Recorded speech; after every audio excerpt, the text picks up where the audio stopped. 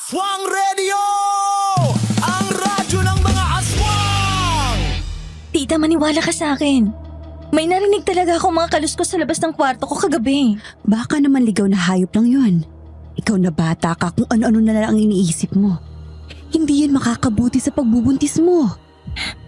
Kakaiba po yung tunog ng kung sino mang nasa labas ng kwarto ko kagabi. Parang umaangil. Malakas pang kutob ko. Na hindi lang yun basta isang ligaw na hayop. Masyado ka nagpapadala sa mga kumakalat na chismis ng mga kapitbahay natin. Kaya hindi umaasenso ang mga yan dahil imbis na magsikap sa buhay kung ano-anong pinapakialaman at pinapakalat. Mga walang magawa sa buhay. Pero tita, hindi ba't may natagpuan raw silang lasog-lasog na katawan ng tao sa likod ng bahay? Doon daw sa may bodega. Tsaka marami nagsasabing nakakaamoy raw sila ng maalingasaw na amoy doon. Hindi po ba kayo nagtataka o kayo natatakot? Sinasabi mo bang may halimaw sa bodega natin? Aswang Radio. Aswang Radio. Aswang Radio. Minsan ka na rin bang nakarinig ng nakakagimbal na chismis na talaga namang nagpatinding ng balahibo mo? Ang lahat ng tao ay may tinatagong sikreto. Gaano man ito kalaki o kaliit.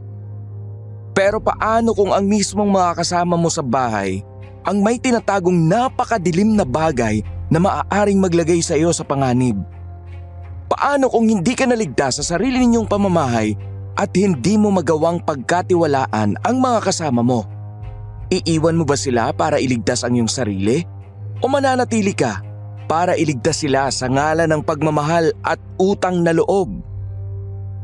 Curious kaming malaman kung ano ang sagot ninyo sa mga katanungang ito. Kaya magkita-kits po tayo sa comment section. At kung gusto nyong malaman kung anong klaseng katatakutan ang hatid ng kwentong ito, pakinggan nyo po hanggang dulo dahil pinapangako namin sa inyo na magugustuhan ninyo ang kwentong pinadala ng ating sender today. Hello sa mga listeners ng Aswang Radio. Lalong-lalo na sa super energetic at kwelang tandem ni na Paula and Popoy. Isa po ako sa mga solid listeners ninyo dahil naa-appreciate ko ang kwento ninyong puno ng katatakutan. Ako man ay may sarili ring kwentong aswang na matagal ko nang gustong i-share. Medyo matagal ko na rin tong pinag-isipan dahil ayoko na sanang i-revisit ang madilim na kabanatang ito ng buhay ko. Pero na-realize ko na may dala namang lessons ang kwentong ito. Kaya wala naman sigurong masama kung ibabahagi ko ito sa inyo. Tawagin niyo na lang po akong Dayan, Tubong Negros Oriental. Lumaki ako sa isang toxic family. Mataas ang expectations ng mga magulang ko sa akin. Lalo na't honor student ako mula ng elementary hanggang high school. Tuwing nakakakuha ako ng mababang marka, ay para bang napakalaki na ng nagawa kong kasalanan. Naalala ko pa nga na pinalo ako ng mama ko dahil lang natalo ako sa isang school contest na sinalihan ko. Galit na galit rin sila nung malaman nilang may boyfriend na ako. Makakasira lang daw ito sa buhay ko. Tinawag pa nila akong malandi at wala raw akong mararating sa buhay. Kaya naman pagka-graduate ko ng high school, ay buong tapang akong umalis sa amin. Kasama ang boyfriend ko noon na si Bert, nagpunta kaming Dumaguete upang doon mag-aral. Pareho kaming scholars at nakapagtrabaho rin kami sa tindahan ng kanyang tiyuhin. Nakitira rin po kami sa paupahan nito at sinisingil niya lang kami ng maliit na halaga. Grabe kang bata ka. Napakatatag mo talaga. Pinagtaksilan ka na nga. Nagagawa mo pa rin ngumiti ngayon. Naku tita, alam niyo naman yung sinasabi nilang fake it till you make it. Ito ang ginagawa ko ngayon. Masakit pong tanggapin ang nangyari pero ayoko rin masyadong mag-focus sa sakit. Kasi baka mapabayaan kong pag-aaral ko at mawalan pa ako ng scholarship. Diyan naman ako bilbis sa'yo. Tiyak akong mapaproud ang nanay mo sa'yo. Alam ko naman pong hindi pa rin ako napapatawad ng mga magulang ko. Ewan ko ba kasi sa mga yun. Nagka-jowa ka lang, kulang na lang ay ipako kanila sa krus. Ay Diyos ko, 2002 na. Pero yung pag-iisip nila, parang naiwan pa sa 1950s. Pero minsan po napapaisip ako. Hindi kaya itong lahat ng nangyari sa akin ngayon? Karama ko to. Dahil sa pagsuway ko sa kagustuhan nila. Dahil nakipagtanan ako. Ano ka ba? Hindi yan totoo. Huwag kang mag-isip ng ganyan. Bakit kasi hindi ka na lang tumira sa akin? Ako na rin ang magpapaaral sa'yo. Para saan pang kayamanan ko kung hindi ko matutulungan ang paborito kong pamangkin? Salamat po, tita. Pero gusto ko pong magsumikap ng hindi umaasa sa kahit sino. Ay, ayan ka na naman sa prinsipyo mo eh. Pero sige, hindi kita pipilitin. Basta mangako ka ha, na sa oras na kailangan mo ng tulong, hindi ka magdadalawang isip na lumapit sa akin. Maliwanag ba? Opo, promise ko po yan sa inyo.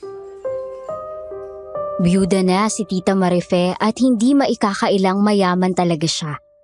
Bukod sa matagumpay na talaga siyang negosyante, ay malaki rin ang perang iniwan sa kanya ng namayapa niyang asawa. Walang anak si Tita at ang mga negosyo niya lang ang kanyang pinagkakabisihan.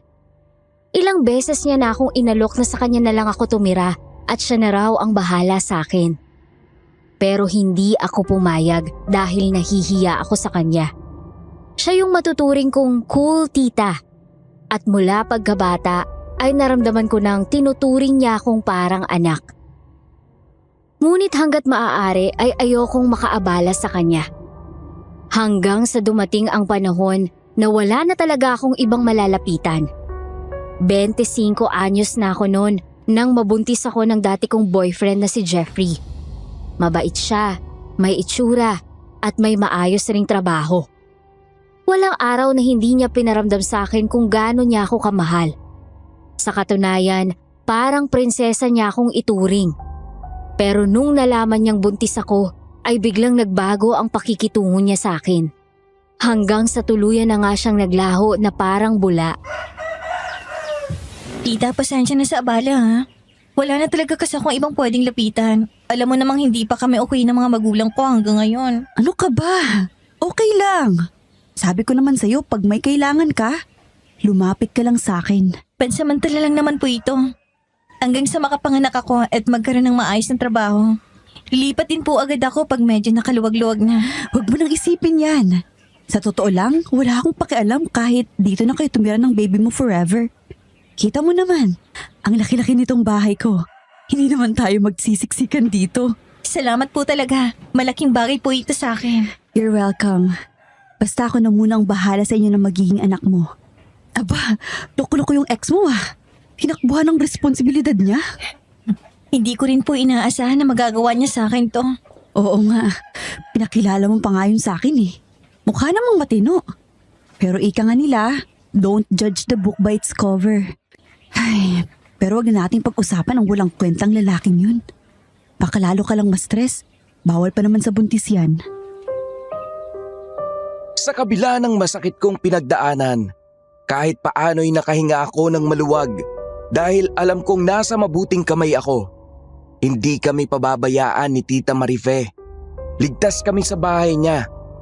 Yun ang buong akala ko. Wala akong kaalam-alam na ang pagtira ko pala doon ang magdadala sa akin sa pinaka-nakakapangilabot na kabanata ng buhay ko. Habang nag-uusap kami ni Tita sa may sala, biglang pumasok ang isang matangkad at may itsurang lalaki. Moreno po ito at matipuno ang pangangatawan. Sa tansya ko'y nasa late 20s to early 30s ang edad niya. Sa unang tingin ay aakalain mong isa itong modelo dahil sa gandang lalaki nito. Kaya naman laking gulat ko nang lapitan niya si Tita Marife at naghalikan pa sila sa labi sa mismong harapan ko. Pasensya ka na, medyo natagalan ako. Ang dami kasing inaasikaso dun sa tindahan eh. Sana hinayaan mo na lang sila. Hindi ko naman pwedeng basta na lang iwan ang mga kargador natin sa tindahan. Kailangan nila ng tulong ko. Ilang beses ko bang sasabihin sa'yo na hindi ka na kargador ngayon sa tindahan? Bakit ginagawa mo pa rin ang trabaho nila? Hindi ko lang matiis na hindi sila tulungan, mahal. Ay naku Dodong, masyado kang mabait. Alam mo namang ayokong mawawala ka dito ng matagal eh. Na-miss mo ba ako? Tinatanong pa ba yan? Hindi ako nakapagsalita dahil para akong kinilabutan sa aking nasaksihan. Pero pinilit kong itago ang totoo kong reaksyon dahil ayoko namang ma-offend sa akin si tita. Sa wakas ay mukhang naalala na nilang nandun ako, kaya sabay silang ngumiti sa akin. Ay, Dodong, ito nga palang pamangkin kong si Dayan. Dito na siya titira mula ngayon. Nice to meet you, Dayan. Nice to meet you rin. Mahal, magpapalit muna ako ng damit ha. Iwan ko muna kayo dito. At alam kong marami pa kayong pag-uusapan. Oh, sige mahal. Alam ko yung tingin na yan. Ang alin po? Asus, huwag ka nang mahiyang magtanong. Alam ko namang nagulat ka sa nakita mo eh. Medyo po. Matagal na po ba kayo? Mag-iisang taon na. Ilang taon na po ba yung si Dodong? 30 anyos na. At oo, hindi ko nakakalimutang 50 anyos na ako. Kasalanan ko ba kung hanggang ngayon ay may asim pa rin ako? Kita mo naman tong tita mo. Masariwa pa sa mga gulay at isda sa palengke. Tita, wag niyo po sanang mamasamain tong tanong ko Alam niyo naman pong iniisip ko lang ang kapakanan niyo. Pero, sigurado po ba kayong seryoso talagang isang yun sa inyo? Sabi ko na nga ba't itatanong mo yan eh. Huwag kang mag-alala. Subok ko na si Dodong. Seryoso siya sa akin at hindi niya ako ginagamit lang para sa pera. Sabi niyo po yan Tiwala naman ako sa judgment niyo. Oo naman. Kilala mo ako. Magaling akong kumilatis ng tao. Sa kabila ng mga sinabi ni Tita Marife, ay hindi pa rin kampante ang loob ko. Ayoko namang maging judgmental, pero may masamang kutob talaga ako kay Dodong. Hindi lang yun dahil sa malaking pagitan ng edad nila. May nasisense lang talaga ako sa vibe niya na hindi ko maipaliwanag. Isa pa, protective din talaga ako sa tita ko. Alam ko kasi ang mga pinagdaanan niya sa buhay, kaya ayokong masaktan siya hanggat maaari. Panganay si Tita Marife sa 5 magkakapatid. Tumayo siyang breadwinner at tinulungan ang mga kapatid niya na makapagtapos. Kabilang na dito ang nanay ko. Kung ano-anong trabaho ang pinasukan niya noon para lang makatulong sa pamilya. Sobrang saya na sana niya nung nakapangasawa na siya. Akala kasi niya, ito na ang magandang simula para sa kanya. Pero sinubok agad ang pagsasama nila ni Tito Anton nang malaman nilang hindi pala siya maaaring mabuntis. Nagdala ito ng malaking lamat sa relasyon nila. Nagbago si Tito Anton. Naging lasenggo, babaero at sinasaktan pa niya si tita tuwing nag-aaway sila. Pero nung namatay si Tito Anton dahil sa isang vehicular accident, pinagluksaan pa rin ito ni tita. Ang totoo niyan ay ilang taon na rin siyang naging malungkot at halos hindi makausad sa buhay. Kaya ngayong masaya na ang tita ko at mas umasenso pa sa buhay, gusto kong protektahan siya sa abot ng aking makakaya. Oh, gising ka pa pala. Oo, namamahay lang siguro. Iinom lang ako ng gatas, magpapaantok. Normal lang yan. Ako rin, namamahay din ako pag bago ako sa isang lugar eh. Si tita, tulog na ba? Oo, kanina pa nahimbing ng tulog. Kumusta naman kayo? Mabuti naman. Masaya. Naniniwala si tita na mahal mo nga siya. Bakit? Ikaw ba hindi naniniwala? Hindi na mahalaga kung anong pinaniniwalaan ko. Basta't ang pakiusap ko lang sa'yo, huwag mo sana siyang sasaktan. Sobrang dami niyang masasakit na pinagdaanan sa buhay. Huwag mo na sanang dagdagan. Alam ko naman yon. Naikwento niya na sa akin ang lahat na pinagdaanan niya. At sa maniwala ka o hindi, totoo ang pagmamahal ko sa tita mo. Maraming nagsasabi na pera lang daw ang haabol ko sa kanya. Pero hindi totoo yan. Mabuti naman kung ganon. Masaya ako marinig yan mula sa'yo. At umaasa ako nagsasabi ka ng totoo. Hindi man ako lubusang naniwala sa kanya. Pinilit ko ang sarili kong bigyan siya ng benefit of the doubt. Ayoko rin naman kasing maging unfair sa kanya. Tsaka sa puntong yon, wala na rin naman akong choice kundi ang pakisamahan siya ng maayos. Mahal siya ni Tita Marife at nakikitira lang ako doon. Kaya ang magagawa ko na lang ay bantayan si Tita at siguruhing hindi siya sasaktan ni Dodong. Pagkatapos kong uminom ng gatas ay bumalik na ako sa kwarto ko. Pinilit ko na naman ang sarili kong matulog. Pero kahit anong gawin ko'y hindi talaga ako dinadalaw ng antok. Hanggang sa bigla akong may narinig mula sa labas ng kwarto ko. Para bang tunog ng isang mabagsik na hayop. Umaangil ito. Tumaas naman ang balahibo ko sa aking narinig. Dahan-dahan akong bumangon at naglakad palapit sa bintana. Bahagya akong dumungaw sa labas. Pero sobrang dilim at wala akong nakitang kahit na anong hayop doon. Hindi ko na lang sana ito papansinin, pero bigla akong nakita ang isang tao na bumagsak sa lupa. Nagtatalsikan pa ang napakaraming dugo sa katawan nito. Oh! Anong nangyayari sa'yo? Ba't ka sumisigaw? Tita, may tao po sa labas na bumagsak sa lupa. Tumasik po yung dugo niya. Tita, mukhang may mamamatay tao po sa labas ng bahay. Ano? Diyos ko! Diyan lang kayo. Titingnan ko. Dodong, wag! Baka paano ka? Huwag ka mag-alala. Kaya ko ang sarili ko. Walang mangyayaring masama sa akin. Halika dito. Okay ka lang ba? Natatakot po ako, tita. First time po bang nangyari to dito sa inyo? Oo. Kahit kailan naman ay hindi nagkaroon ng ganitong pangyayari sa bahay ko. Wala namang mga masasamang loob dito. Yung boses po na narinig ko, parang mabangis na hayop. Hindi. Parang halimaw. Ay, ang likot ng imahinasyon mo. Huwag kang mag-isip ng kung ano-ano.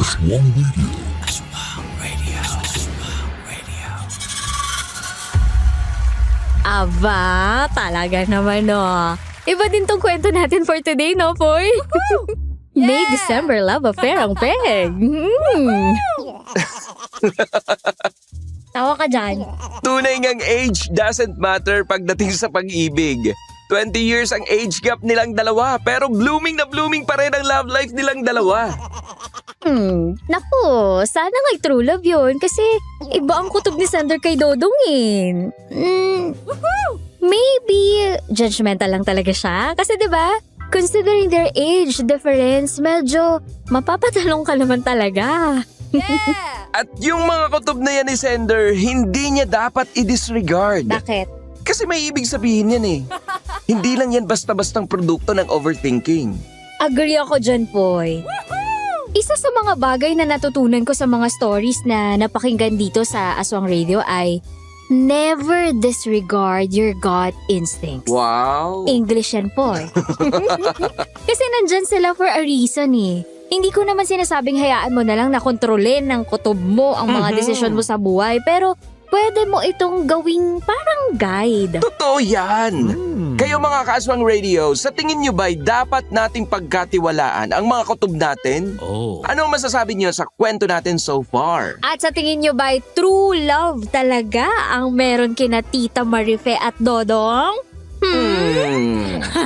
Sige nga, lapag nyo ang mga sagot nyo sa comment section. Kwentuhan tayo. At habang busy kayo sa pagko-comment dyan, ituloy na natin ang kwento! Aswang Radio.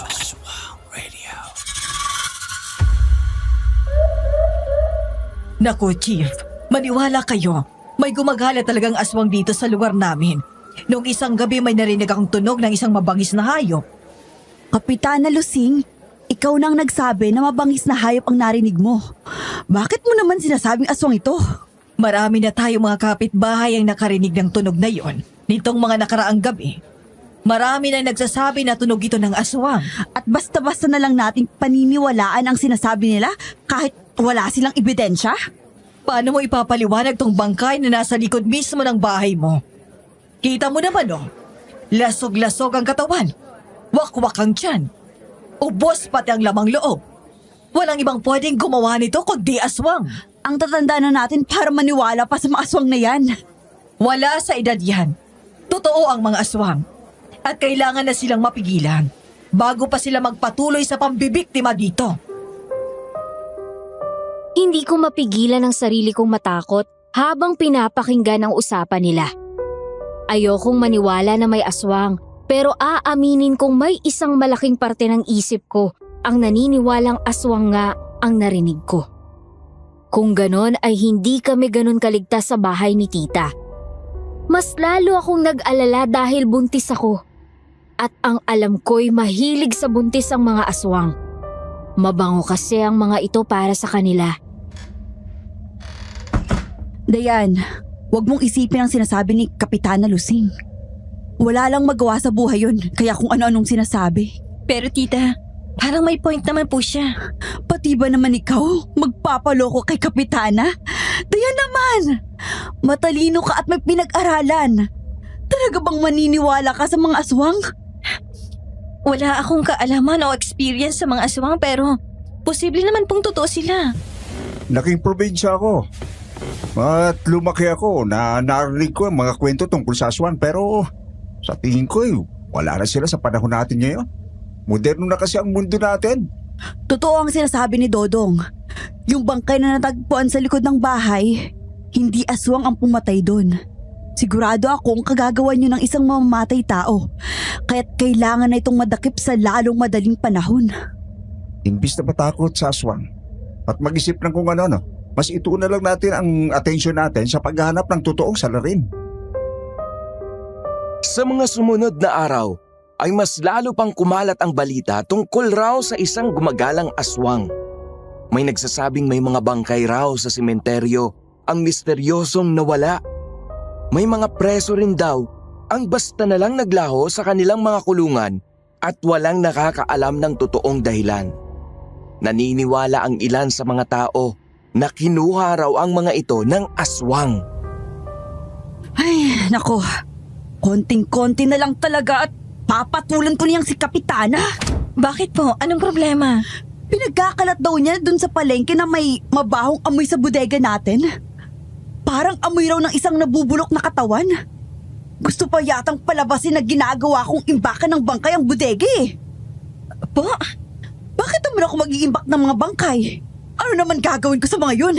Mahal, minahong ka. Alam naman natin hindi totoo yung sinasabi niya. Kaya nga ako naiinis dahil isang malaking kasinungaling ang pinapakalat niya. Baka tuluyang masira ang imahe ko sa mga kabaryo natin. Tiningnan niyo na po bang bodega? Baka may naglagay nga ng bangkay doon ang hindi niyo nalalaman. Galing na ako doon. Wala naman ako nakitang bangkay doon Ewan ko ba kung saan naggaling ang chismis na pinagkakalat nila? Isang malaking kalokohan yun. Lumipas ang isang buwan at mas napansin ko kung gaano ka-sweet sina Tita Marife at Dodong sa isa't isa. Grabe sila kung maglampungan sa harap ko. Inaalagaan rin nila at pinapasaya ang isa't isa. Kaya naman pinilit ko na rin ang sarili kong maging masaya para sa kanila. Isang araw ay naisip kong ipakwento kay tita kung paano sila nagkakilala at nagkaibigan. Ikaw talagang bata ka. May pagkachismosa ka rin pala, ano? Kinikilig kasi ako tuwing naaalala ko to. Sige na tita, ikwento mo na sa akin para kiligin rin ako. Ganito kasi yun. Nag-apply siya bilang kargador doon sa isa sa malalaking tindahan ko sa palengke. Unang kita ko pa lang sa kanya, nakuha na niya agad ang atensyon ko. Siyempre, masisisi mo ba ako? Ang gwapo at macho niya. At alam mo naman ang mga type ko. Si tita talaga. Pero siyempre, hindi ko naman ito masyadong pinagtuunan ng pansin. Alam ko naman kung gaano kalaki ang age gap namin. Naisip kong imposible na magustuhan ako ng isang katulad niya.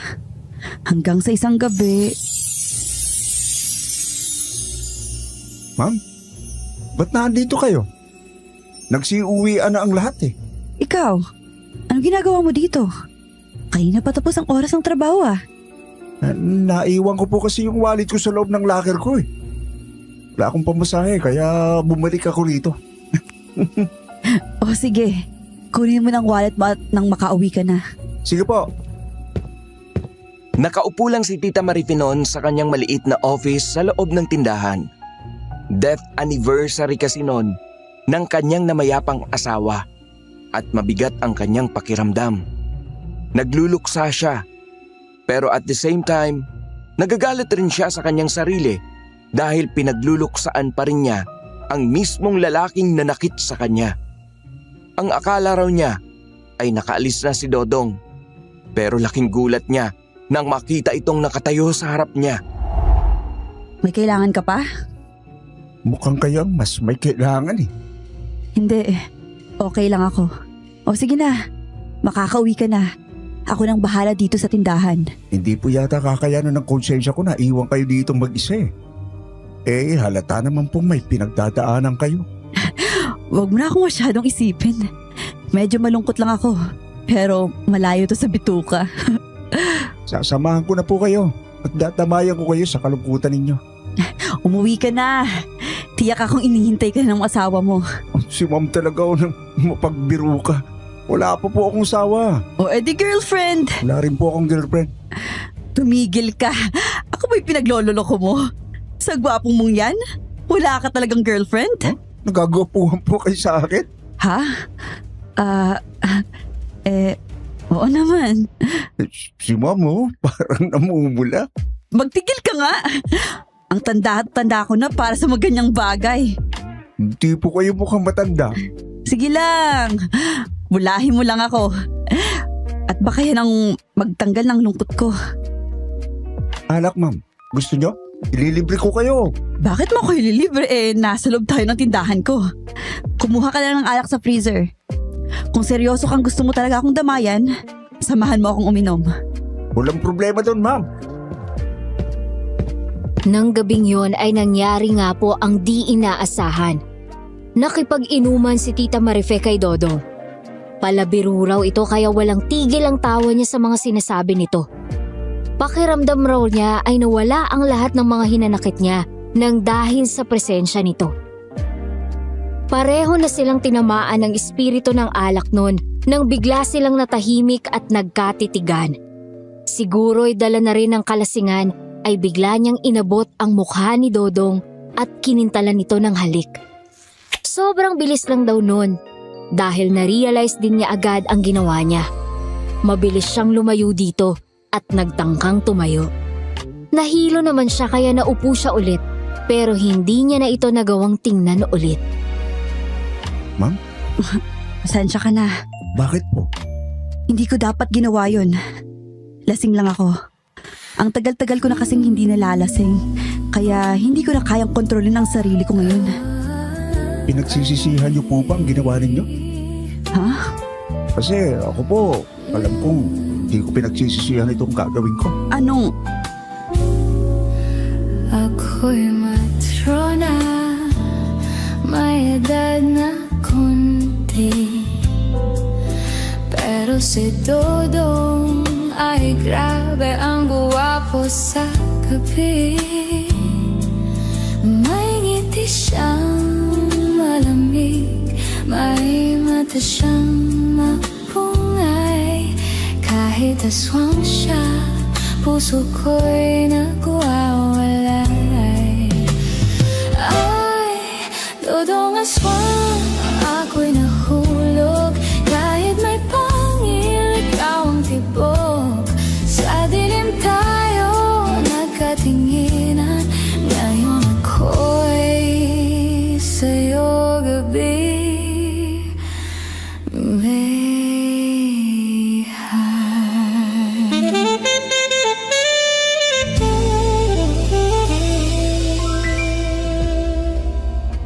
Marahan nitong hinawakan ang kanyang magkabilang pisngi at hinarap siya dito. Nagtama ang kanilang mga mata at napansin niya ang kakaibang titig nito sa kanya. Napalunok naman siya dahil parang may idea na siya kung ano ang gusto nitong gawin. Pero ayaw niyang mag-assume. Baka wala lang naman talaga yun. Pero lahat ng pagdududa niya ay nabura ng unti-unti nitong pinaglapit ang mga labi nila. Napapikit si Tita. Masayang hinintay ang paglapat ng labi nito sa kanyang labi. At hindi naman siya nabigo dahil pagkalipas ng ilang segundo ay tuluyan na nga siya nitong hinalikan. Bagay na tinugunan naman niya nang walang pag-aalinlangan. Napakapit siya sa matipunong braso ni Dodong dahil para siyang nanghina sa mga halik nito. Tila ba doon siya kumuha ng suporta?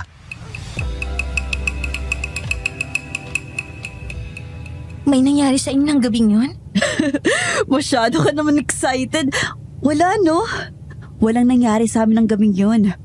Alam kong liberated woman ang tingin mo sa akin. Pero syempre, hindi ako bumigay agad. So, naghalikan lang kayo? Oo, halikan lang.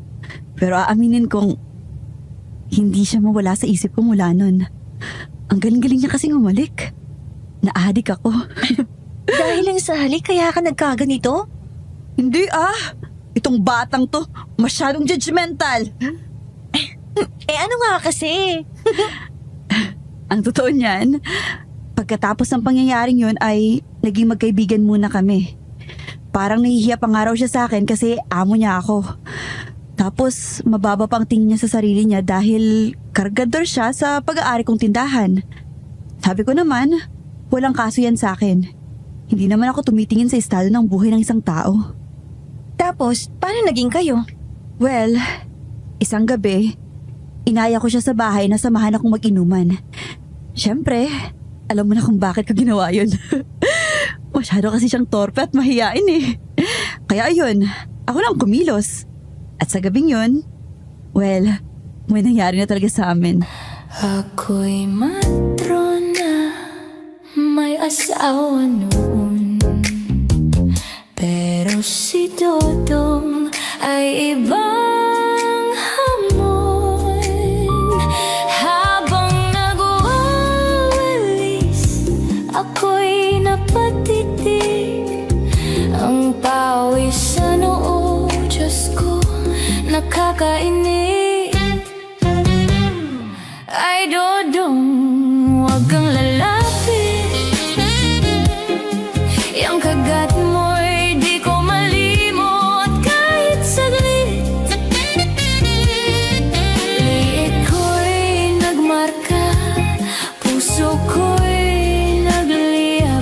Aswang ka nga pero sa'yo ako'y sabik.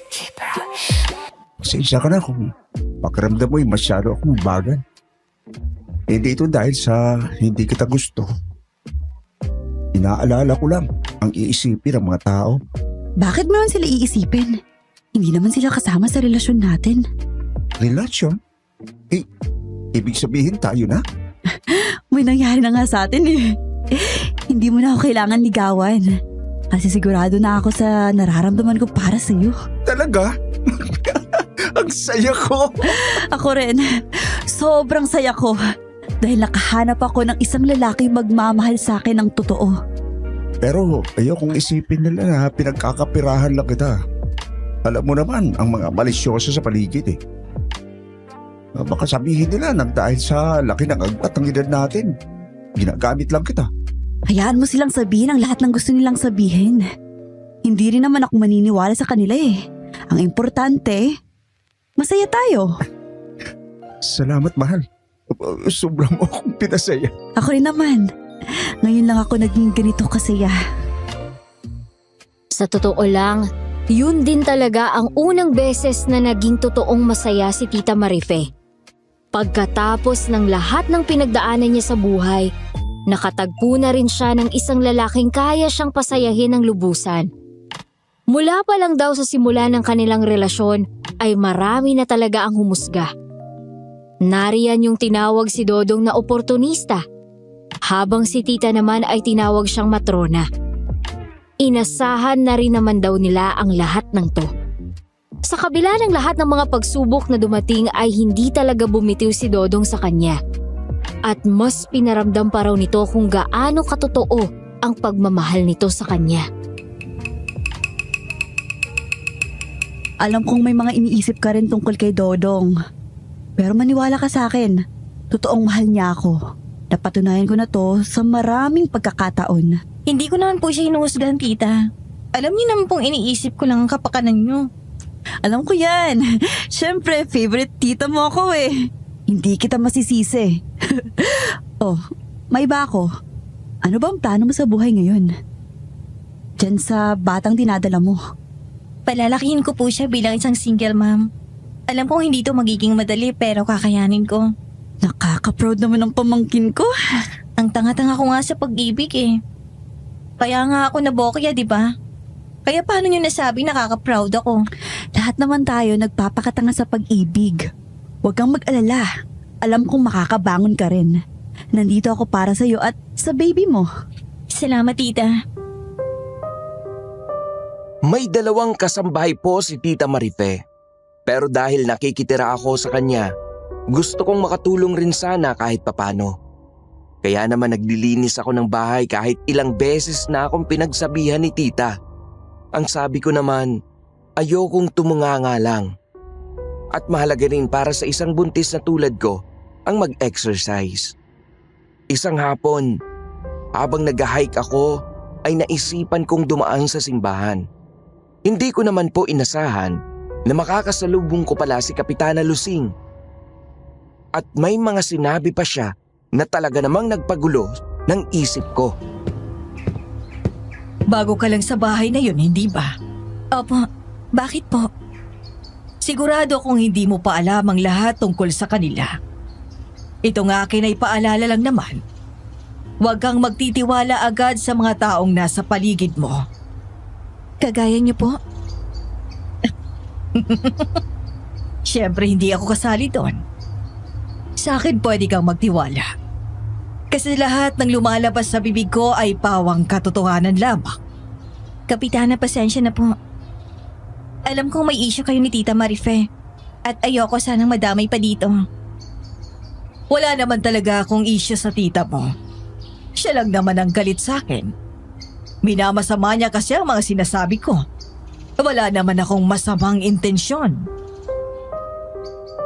Matagal na raw pinagkakalat ni Kapitana Lusing na may alaga raw si tita na isang sigbin at tinatago niya raw ito sa bodega. Kaya raw may mga nagsasabing mabaho ang bodega at parang may mga nabubulok na katawan ng tao. Ilang beses na itong kinumpronta ni tita pero ayaw pa ring magpaawat ni Kapitana. Ang sabi ni tita sa akin, dati raw silang magkumare ni Kapitana. Pero mukhang nainggit raw ito nang mas umasenso siya sa buhay at nagkaroon pa ng mas batang karelasyon. Sa katunayan, si Kapitana Alice pa nga raw ang pinakaunang humusga sa intensyon ni Dodong sa kanya. Ayoko na pong pag-usapan ito. Buntis po ako, Kapitana. Ayoko ng gulo. Mas nakapokus ang atensyon ko sa pinagbubuntis ko ngayon. Buntis ka pala. Hindi ko nahalata kasi ang liit pa ng sinapupunan mo. Opo, buntis ako. Kaya ako nakitira kay tita para may makasama ako. Kung gano'n ay mas dapat ka palang mag-ingat. Dahil kung totoo ang sinasabi ng mga tao na may masamang nilalang sa bahay ng tita mo, nasa peligro ang buhay niyo ng magiging anak mo. Wala pong masamang nilalang sa bahay ni tita. Kaya please lang, huwag niyo na po siyang siraan. Kilala ko si tita at alam kong hindi siya masamang tao. Siguro ngay kilala mo si Marife. Pero si Dodo, kilalang kilala mo ba siya? Huwag mong sabihin sa akin wala ka talagang nararamdamang kakaiba sa kanya. Wala po akong panahong makipagchismisan sa inyo. Tsaka nasa labas lang po tayo ng simbahan. Mali po itong ginagawa niyo. Pamangkin ka nga ng tita mo. Parehong sarado ang isip niyo. Mauna na po ako sa inyo.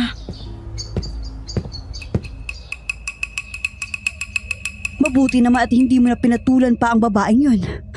Naturingang kapitana pero numero 1 chismosa pa sa baryong to. Hindi na nahiya. Grabe talagang inggit niya sa inyo, tita. Masisisi mo ba siya? Tingnan mo nga ang kaibahan ng beauty namin. Hay nako. Kumain na nga lang tayo bago pa ako mawalan ng gana. Oh, Dodong, ba't ngayon ka lang? Pasensya na kung ginabi ako, mahal. Marami lang kasing inasikaso sa tindahan eh. Subsub ka na naman sa trabaho. Pinagsabihan na kita tungkol dyan eh. Oh, halika na. Kain na tayo. Magandang gabi, Dayan. Magandang gabi rin. Sa paglipas ng mga araw ay napansin kong tinatry ni Dodong na mas kilalanin pa ako. Para bang gusto niyang makuha ang tiwala ko. Aaminin kong mabait naman talaga siya. Inaalagaan niya ako at nirerespeto. Ewan ko ba, parang may kakaiba siyang magnet at bigla ko nalang napansin na parang nakukuha niya na ang tiwala ko. Akala ko nga ay ito na ang isang magandang simula para sa amin. Siyempre, dahil sa edad niya, alam ko namang hindi ko talaga siya matitingnan bilang tito ko. Pero naisip ko, baka pwede naman kaming maging magkaibigan, lalo pat mahalaga siya kay tita. Hulaan ko, di ka na naman makatulog ano? Kaya nandito ka na naman sa kusina para uminom ng gatas. Kilala mo na nga ako. Napapadala siya ata na hindi ka makakatulog ng maayos ah. Hindi maganda yan sa nagbubuntis ano? Salamat sa concern mo. Hindi ka naman siguro namamahay kasi medyo matagal ka na dito. Kaya bakit hindi ka makatulog? Madami lang iniisip. Alam mo, naintindihan kita. Pero wag mo munang masyadong problemahin ang mga bagay na yan. Na hindi pa naman dumarating. Ngayon, mag-focus ka muna sa pagbubuntis mo. Ewan ko ba. Biglang pumasok sa isip ko ang gago kong ex. Yung tatay ng pinagbubuntis mo? Oo. Naisip ko, pinagsisisihan niya kaya yung ginawa niya? Iniisip niya rin kaya kami na magiging anak namin? Wag mo nang isipan ang hayop na yon. Sinayang ka niya. Wala yatang utak ng lalaking yun eh. Nagawa ka ba naman niyang iwan at saktan ang isang napakaganda, napakabait at napakatalinong babae na katulad mo? Sa totoo lang, Dayan, sobrang special mo. At malas siya dahil hindi niya nakita ito. May kakaiba sa tingin niya sa akin habang sinasabi niya ito. Hindi po ako nakapagsalita dahil hindi ko alam kung ano ang sasabihin ko. Ayoko naman pong manghusga at mag-assume ng basta-basta. Pero pakiramdam ko ay parang may mali siya ang tingin niya sa akin nung oras na yon. Bahagya akong ngumiti ng pilit at tinuloy ang pag-inom ko ng gatas. Oh, anong ginagawa niyo dito? Malalim ng gabi ah. Mahal, ikaw pala yan. Nabutan ko si Dayan dito umiinom ng gatas eh. Hindi kasi siya makakatulog. Kaya ito, nagkwentuhan muna kami. Ganun ba? Naku, Dayan, masama sa buntis ang nagpupuyat. Kung nahihirapan kang matulog, ipapacheck up na kita bukas na bukas. Hindi na po tita, okay lang ako. Medyo nakakaramdam na rin naman po ako ng antok ngayong nakainom na ako ng gatas. Sigurado ka? Baka naman sinasabi mo lang yan dahil ayaw mong makaabala sa akin. Hindi, sure po ako. Ba't ka lumabas ng kwarto, mahal? Nagugutom ka ba o nauuhaw? Hindi, nagtaka lang ako kasi nang mapansin kong wala ka sa tabi ko. Kaya lumabas ako para i-check kung nandito ka lang. Siyempre naman, saan pa ba ako pupunta? Ito talagang mahal ko masyadong nagkaalala. Baka kasi may ibang babae ka na. Alam mo hindi ko magagawa yan sa'yo. Dapat lang, kasi mapapatay ko talaga kayo ng babae mo. Ba, ang tapang nga. Huwag ka mag-alala, hindi kita hayaang maging kriminal. Kaya hindi rin ako magloloko. Sige po, balik na ako sa kwarto, matutulog na ako. O sige, magpahinga ka na. Mabilis ko silang tinalikuran habang pumipintig ng mabilis ang puso ko. Bakit pakiramdam ko ay nahuli kami ni Tita Marife sa akto na parang may ginagawang masama? Kung tutuusin, ay nag-uusap lang naman kami. Siguro, dahil bago siya dumating, ay may napansin akong kakaiba sa tingin at titig ni Dodong sa akin. Pinilit ko na lang itong tanggalin sa isip ko. Makakagulo lang ito sa sitwasyon namin. Kaya mas mabuti pang hindi ko muna ito isipin. Good morning! Gising ko na pala oh. Good morning, si tita. Maagang umalis. May pinuntahang kaibigan. Okay. Halika na, mag-agahan muna tayo. Pinagluto na kita. Hindi ka na dapat nag-abala pa. Kaya ko namang magluto. Okay lang. Gusto ko lang talaga ipagluto ka eh.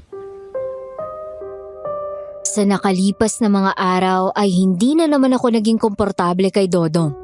Ako na mismo ang dumistansya sa kanya. Napansin ko kasi ang patuloy na paninitig niya sa akin na para bang may ibang pinapahiwatig. At mas lalo pa akong naalangan sa kanya nung araw na yun dahil pinagluto niya pa ako ng agahan. At kaming dalawa lang talaga ang kumakain nun. Nagtaka nga ako dahil madalas naman siyang maagang umaalis para pumunta sa tindahan. Pero ng araw na yun ay para bang sinadya niya talagang hintayin akong magising dahil wala si Tita Marife. Dahil ayoko rin namang maging bastos, pinagbigyan ko siya. Umupo ako at kinain ang mga niluto niya. May problema tayo? Ha? Anong klaseng tanong yan? Napansin ko kasi na parang iniiwasan mo ako nitong mga nakarang araw eh. Hindi naman ah. Tanda na tayo. Kaya wag na tayo magpaligoy-ligoy pa. Sabihin mo na lang sa akin kung anong problema para maayos ko. Wala kang kailangang ayusin. Galit ka ba sa akin? Dodong, pwede ba? Tigil mo na to. Hindi ako komportable dito eh. Saan? Dahil ba napapansin mo na parang gusto kita? Please, tama na. Oo, gusto nga kita. Nagkagandahan ako sa iyo eh. Ayan, inaamin ko na. Boyfriend ka ng tita ko. Ba't mo to ginagawa? Humahanga lang ako sa iyo. Pero hindi ibig sabihin nun ay liligawan kita. Hinting-hinti ko pagtataksil ng tita mo. Maniwala ka. Eh ano tong ginagawa mo? Hindi ba to pagtataksil sa kanya? Hayaan mo lang akong alagaan ka. Ito lang naman ang gusto ko eh. Ang maiparamdam sa iyo kung gaano ka ka-espesyal sa akin. Tumahimik ka na. Baka marinig ka ng mga kasambahay. Nakikusap ako sa iyo. Hayaan mo na lang ako sa ginagawa ko. Pinasasayo mo ako eh. Kaya habang masaya ako sa iyo, mas magagawa ko rin pasayahin ang tita mo. Yan naman ang gusto mo, hindi ba? Isipin mo na lang na ginagawa natin ito para sa kanya. Anong klaseng pag-iisip yan? Naihibang ka na ba? Dodong, makinig kang mabuti sa akin ha. Binabalaan kita. Tigilan mo na ako kung ayaw mong isumbong kita kay tita. Dayan, Hindi kita gusto. At kahit kailan, hindi ako magkakagusto sa'yo. Ngayon, kung wala ka ng pagmamahal para sa tita ko, layuan mo na siya bago pa tayo magkagulo. saan ka pupunta? Kumakain pa tayo ah. Nawalan na ako ng ganang kumain. Napuno po ako ng pangamba ng oras na yon. Ayoko kasing magkaroon kami ng problema ni tita. At the same time, hindi ko rin alam kung dapat ko ba itong sabihin sa kanya. Alam ko kasing masasaktan siya, lalo pat buong tiwala niya kay Dodong. Kaya inilihim ko na lang po muna ito habang iniisip ko kung ano ang susunod kong hakbang. Patuloy ko rin pong iniiwasan si Dodong hanggat maaari. Isang gabi ay narinig ko silang nag-aaway. Sinusubukan nilang hinaan ang boses nila pero naririnig ko pa rin ito. Inilapit ko ang tenga ko sa pintuan ng kwarto nila. Na-curious ako dahil narinig ko kasi ang pangalan ko sa usapan nila. Ano bang pinagsasabi mo? Masyado ka naman yatang malisyosa. Hindi mo ito pwede itanggi sa akin. Akala mo hindi ko napapansin na iba ang titig mo sa pamangkin ko? Bahala ka kung anong gusto mong isipin. Pati buntis, pinagkakainteresan mo pa talaga? Wala ka bang patawad? Tumahimik ka ha? Napipiko na ako sa'yo. Nakarinig ako ng mga yabag at kinabahan ako dahil baka may lumabas sa kanila at mahuli ako. Kaya naman mabilis akong tumakbo pabalik sa kwarto ko. Kinabukasan ay umakto naman ako na parang walang nalalaman. Pero napansin ko na parang medyo naging malamig ang pakikitungo sa akin ni tita. Nangyari na nga po ang kinatatakutan ko. Parang unti-unting nasisira ang relasyon namin ni Tita Marife. Aswang Radio. Aba, teka lang naman. Akala ko ba matino itong si Dodong? Si Dodo. Bakit biglang may ganito? Isa na namang patunay na hindi talaga natin dapat baliwalain ang sinasabi ng instinct natin. Sa umpisa pa lang, na-feel na agad ni Sender na may something sa lalaking yun eh. Sayang lang. Kasi kung kailan parang medyo nagiging okay na sila, nasira naman kaagad. Oh. Pero ikaw, Pao, agree ka ba kay Sender na hindi niya muna sinabi sa tita niya ang tungkol kay Dodong? Well, personally, nagdi-disagree ako dyan. Kasi kung gusto niyang alagaan ang relasyon nilang magtiyahin, dapat ay maging tapat siya dito. At sa kahit anong relasyon, honesty kasi talaga ang pinaka-importanting recipe. You know? Taray, nagawa pang i-connect sa pagkain. Oo nga gutom ka na yata, Pao. Medyo. Pero back to the topic. Although I disagree with her, hindi ko rin siya magawang i-blame sa desisyon niyang itago muna ito sa tita niya. Ayaw kasi niya itong masaktan, di ba, Boy? At isa pa, baka natatakot siya na magalit ito sa kanya. Or worse, Oh. baka isipin pa nito na nag-iimbento lang siya ng kwento para magkahiwalay sila ni Dodong. I mean, hindi naman natin alam kung ano ang pwedeng mangyari talaga, knowing na parang nabulag na sa pag-ibig ang tita niya. Mismo. Kaya naiintindihan ko rin naman kahit papano si Sender. Pero kung ako yon, sasabihin ko agad ang totoo kahit ano pa ang mangyari. Magkagulo na kung magkagulo, basta ang importante, I told them the truth and nothing but the truth. Nox! Lakas ng fighting spirit, ha? Yes. Hoy kayo mga kaaswang radio, kung kayo ang nasa posisyon ni Sender, ano ang gagawin ninyo? Itatago nyo ba muna ito o mas pipiliin nyong sabihin ang totoo? Ilapag nyo na ang mga sagot niya sa comment section. Halika na, magtsikahan na tayo. At habang nagtatype kayo, may konting favor lang po kami sa inyo, ha? Sana po'y matulungan nyo kaming i-report ang mga YouTube channels na ninanakaw ang mga stories natin. Tama. Naku, naglipana na po ang mga magnanakaw ngayon. Hindi na nahiya. Ay, nako. Kaya sana po'y magtulungan tayong i-report ang mga yan. Kaya naman bago pa tayo manggigil sa mga magnanakaw na yan, ituloy na lang natin ang kwento. Aswang Radio. Sa paglipas ng mga araw ay patuloy ko pa rin napansin ang pag-iba ng pakikitungo ni Tita Marife sa akin. Hindi ko lang siya magawang kausapin dahil hindi ko alam kung saan ako magsisimula.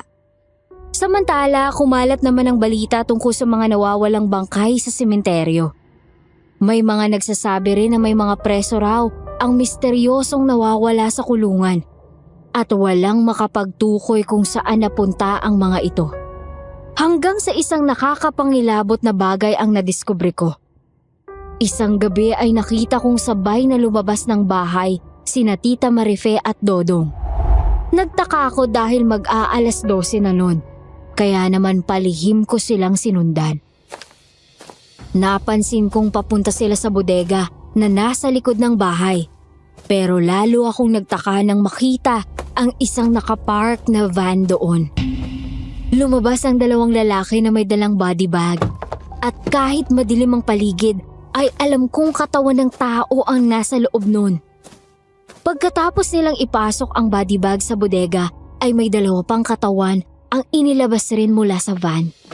Bago umalis ang mga nakasakay sa van ay nakipagkamay sila kay Tita Marife at inabutan nito ng sobre ng tita niya. Maraming salamat, Mahal. Sana'y palagi mong alalahanin na sa kabila ng kataksilan mo sa akin, narito pa rin ako at tinutulungan ka. Hindi ko naman kinalilimutan ang tulong mo sa akin eh. At Mahal, ilang beses ko pang sasabihin sa iyo na hindi kita pagtataksilan.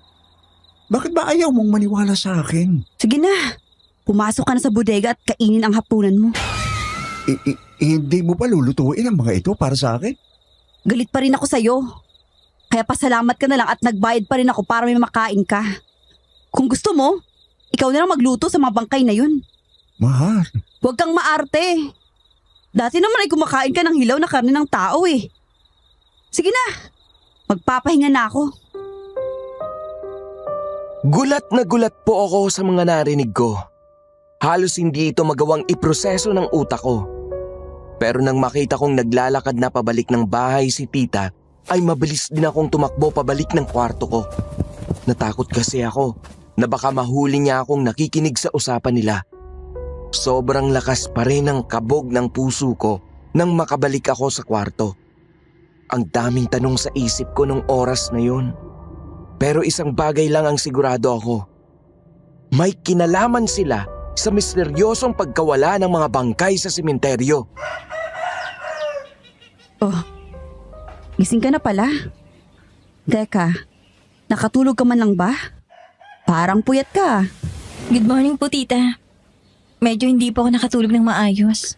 Napapadalas na yan ah. Hindi makakabuti sa pagbubuntis mo ang madalas na kulang sa pahinga. Babawi na lang po ako ng tulog mamaya. Sa tingin ko'y mahihirapan ka talagang matulog pagkatapos ng mga nalaman mo. Po? Halika, maupo ka. Kakain na tayo. Nagtaka ako sa sinabi ni tita. Nginitian naman niya ako at pinaupo. Sumunod na lang ako sa gusto niya dahil gusto ko rin siyang makausap. Siya mismo ang naglagay ng pagkain sa plato ko. At pagkatapos ay naupo na rin siya sa harap ko. Alam kong nakita at narinig mo ang mga naganap kagabi. Paano? Mahusay ako makiramdam sa paligid ko, Dayan. Kaya wala kang maaaring itago sa akin. Tita, ano pong ibig sabihin na nangyari kagabi? Ba't may dineliver na mga bangkay sa bodega? Narinig ko na kakainin ni Dodong ang mga ito, pero bakit po? May mga bagay na mas mabuti kung hindi mo na lang malalaman. Kayo po bang nasa likod ng pagkawala ng mga bagong libing na bangkay sa sementeryo? Oo, may kinalaman nga ako dun. Pati po bang mga misteryosong pagkawala ng mga preso sa kulungan ay kagagawan nyo rin? Gusto mo ba talagang malaman ang katotohanan? Ang tanong, handa ka ba para dito? Opo, tita. Gusto ko pong malaman ang lahat-lahat. Kailangan mo nang umalis dito. Pero bakit po? Huwag kang mag-alala. Tutuparin ko pa rin ang pangako ko sa'yo na hindi ko kayo pababayaan ng magiging anak mo. Hahanap ako ng maayos na bahay na pwede mong lipatan. May makakasama ka rin katulong na siyang mag-aalaga sa'yo. Bibisitahin din kita ng madalas. Bakit pa? Kung pwede naman akong manatili muna dito. Gusto kong ilayo ka kay Dodong. Siguro naman ay nararamdaman mo rin na may gusto siya sa'yo. Tita, wala pong namamagitan sa amin. Kahit kailan hindi ko siya papatulan. Hindi ko magagawang pagtaksilan ka. Alam ko naman yon. May tiwala ako sa'yo, Dayan. Pero ginagawa ko to para sa peace of mind ko. Masakit para sa akin na may iba pang gusto ang taong mahal ko. At sa mismong pamangkin ko pa siya nagkagusto. Alam mo ba kung gaano kahirap para sa akin? Kaya sana'y maintindihan mo ako sa desisyon ko. Tita, hindi na po nakakabuti para sa inyong lalaking yon. Bakit hindi nyo na lang siya iwan? Madali para sa'yo na sabihin yan dahil hindi mo naman napagdaanan ang mga pinagdaanan ko. Pinoprotektahan ko lang ang relasyon namin. Ayokong masira ang kasiyahang to dahil hindi ko makakayanang mawala siya sa akin. Hindi ka ba natatakot sa kanya? Kumakain siya ng tao, ibig sabihin... Matagal ko nang alam na isa siyang aswang. Ano? Hindi naging madali para sa akin na tanggapin ito. Pero ngayon ay lubusan ko nang niyakap ang pagkatao niya. Kaya ba ikaw pa mismong nagbabayad? Para may makain siyang bangkay? Tita, alam niyong mali itong ginagawa niyo. Hindi siya masama. At ako ang dahilan kung bakit mas nag-aagawa na niyang kontrolin ang kanyang sarili ngayon. Sa araw na yon ay nalaman ko na ang buong kwento. Sinabi na ni tita sa akin ang buong katotohanan. 3 buwan pa lang ang relasyon nila nang malaman niyang tungkol sa pagiging aswang ni Dodong. Mula kasi nang lumipat ito sa bahay niya ay umugong na ang balita tungkol sa mga sunod-sunod na pagkawala ng mga tao sa baryo nila. Marami rin ang nagsasabi na may nakita raw silang gumagalang aswang tuwing gabi. Pero hindi nila ito mahuli-huli dahil napakailap raw nito. Pasensya ka na, mahal. Kung pinag-alala kita. Sa susunod ay huwag ka na magpapagabi sa daan. Maliwanag? Oo, mahal. Alam mo naman kung gaano kadelikado ang panahon ngayon. May gumagala raw na aswang dito sa baryo natin.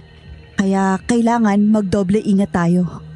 Akala ko ba Hindi ka naniniwala sa kanila.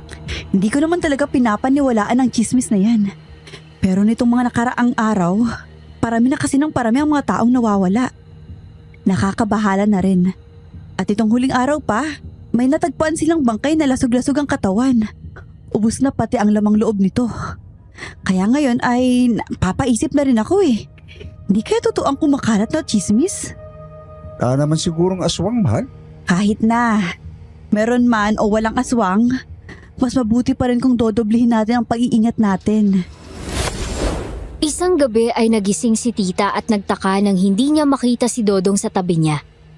Nag-alala siya, kaya mabilis siyang bumangon at lumabas ng kwarto para hanapin to. Sakto namang napansin niyang bukas ang back door, kaya naisip niya na baka si Dodong ang nagbukas nun. Pagkasilip niya sa labas ay nakita niya itong naglalakad papunta sa may bodega. Nagtaka siya kung ano ang ginagawa nito doon nung ganong oras. Kaya tahimik niya itong sinundan para malaman ang dahilan. Dahan-dahan ang kanyang bawat hakbang para masigurong hindi siya nito mahuhuli. Sumilip naman siya sa isang maliit na butas ng bodega para makita kung ano ang nangyayari doon. At laking gulat niya nang makita ang isa sa mga kasambahay nila na duguan at nakahandusay sa sahig. Dilat pa ang mga mata nito pero wala ng buhay. Matagal itong pinagbasdan ni Dodong. Para bang nagtatalo pa ang isip kung ano ang gagawin nito. Nagpalakad-lakad ito paikot sa katawan ng bangkay habang sinasabunutan ng sarili. Di nagtagal ay tumalim ang mga mata nito. Bumukas ang bibig at lumantad sa kanya ang matatalim nitong pangil. Halos mabunutan raw siya ng hininga sa kanyang nasaksihan nung gabing yun. Walang ano-ano'y dinakma ni Dodong ang bangkay. Binuksan ang tiyan nito at kinain ang lamang loob ng bangkay. Gusto niyang tumakbo palayo dahil sa takot, pero mistulang ipinako ang mga paa niya sa kanyang kinatatayuan. At hindi na nga rin niya napigilan ang pagbaliktad ng sikmura niya sa kanyang nakita. Mahal? Huwag kang lalapit sa akin! Lumayo ka! Huwag kang matakot sa akin. Hindi kita sasaktan. Maniwala ka. At bakit ko noon paniniwalaan ang isang aswang na katulad mo? Dahil mahal kita at kahit kailan, hindi ko magagawang saktan ka. Niloko mo ako! Anong plano mo sa akin? Sinadya mo bang paibigin ako para pagkatapos ay ako naman ang gagawin mong hapunan? Inaan mo lang ang boses mo. Baka may makarinig sa'yo. Mas mabuti pa nga para mahuli ka na rin ng mga kapitbahay. Ang daming buhay ang nawala ng dahil sa'yo. Hindi ko naman itong ginusto eh. Hindi ko pinili na ganitong klaseng buhay ko. Ayokong pumatay ng tao. Pero hindi ko mapigilan ang sarili ko. Sa tingin mo ba ay paniniwalaan talaga kita? Hindi ako totoo! Napilitan lang naman akong tanggapin ang sumpang ito eh. Para makapagpahinga na ang nanay ko. Isa siyang aswang at napilitan lang din siyang piliin ang buhay na ito. Dahil sa pamilyang pinagmulan niya. Awa na ako sa kanya. Nahihirapan na kasi siya. Pero hindi siya makapagpahinga nang walang napapasahan ang sumpa. Kaya kahit mahirap man ito sa akin, Ginusto mo man to o hindi, isa ka pa ring aswang. At hindi kita maaaring pagkatiwalaan. maniwala ka sa akin. Totoo talagang pagmamahal ko sa iyo. Hindi kita niloloko. At hindi kita magagawang saktan. Nakikiusap ako sa iyo. Ngayon lang ako nakaramdam ng ganitong klaseng pagtanggap at pagmamahal. Kaya wag mo na pa sana akong iwan. Sa huli ay nakumbinsi siya ni Dodong na huwag itong iwan. Dahil na rin sa labis sa pagmamahal niya dito, ay itinago niya ang lihim nito bilang isang aswang. At hindi lang yon. Tinulungan pa niya ito. Nangako si Dodong na hindi na ito papatay ng mga tao sa baryo nila.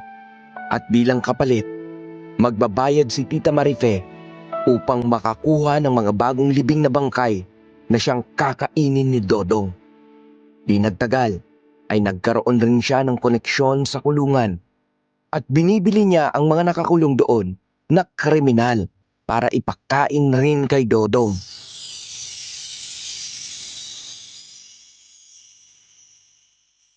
Kaya naisip ko, wala naman sigurong masama sa ginagawa ko.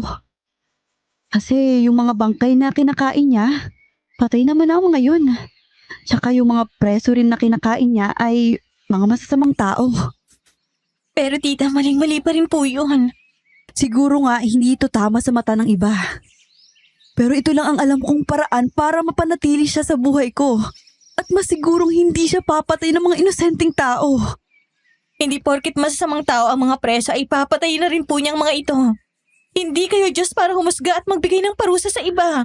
Pareho lang kayong makasalanan sa mundong ito. Pero kailangan mong mangako sa akin. Mangako ka sa akin na wala kang pagsasabihan ng tungkol dito.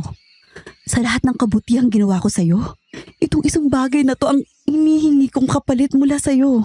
Tita, hindi ka ba talaga natatakot para sa sarili mo? Kahit sinasabi niyang mahal ka niya, aswang pa rin siya. Maaari ka pa rin niyang saktan kung gugustuhin niya.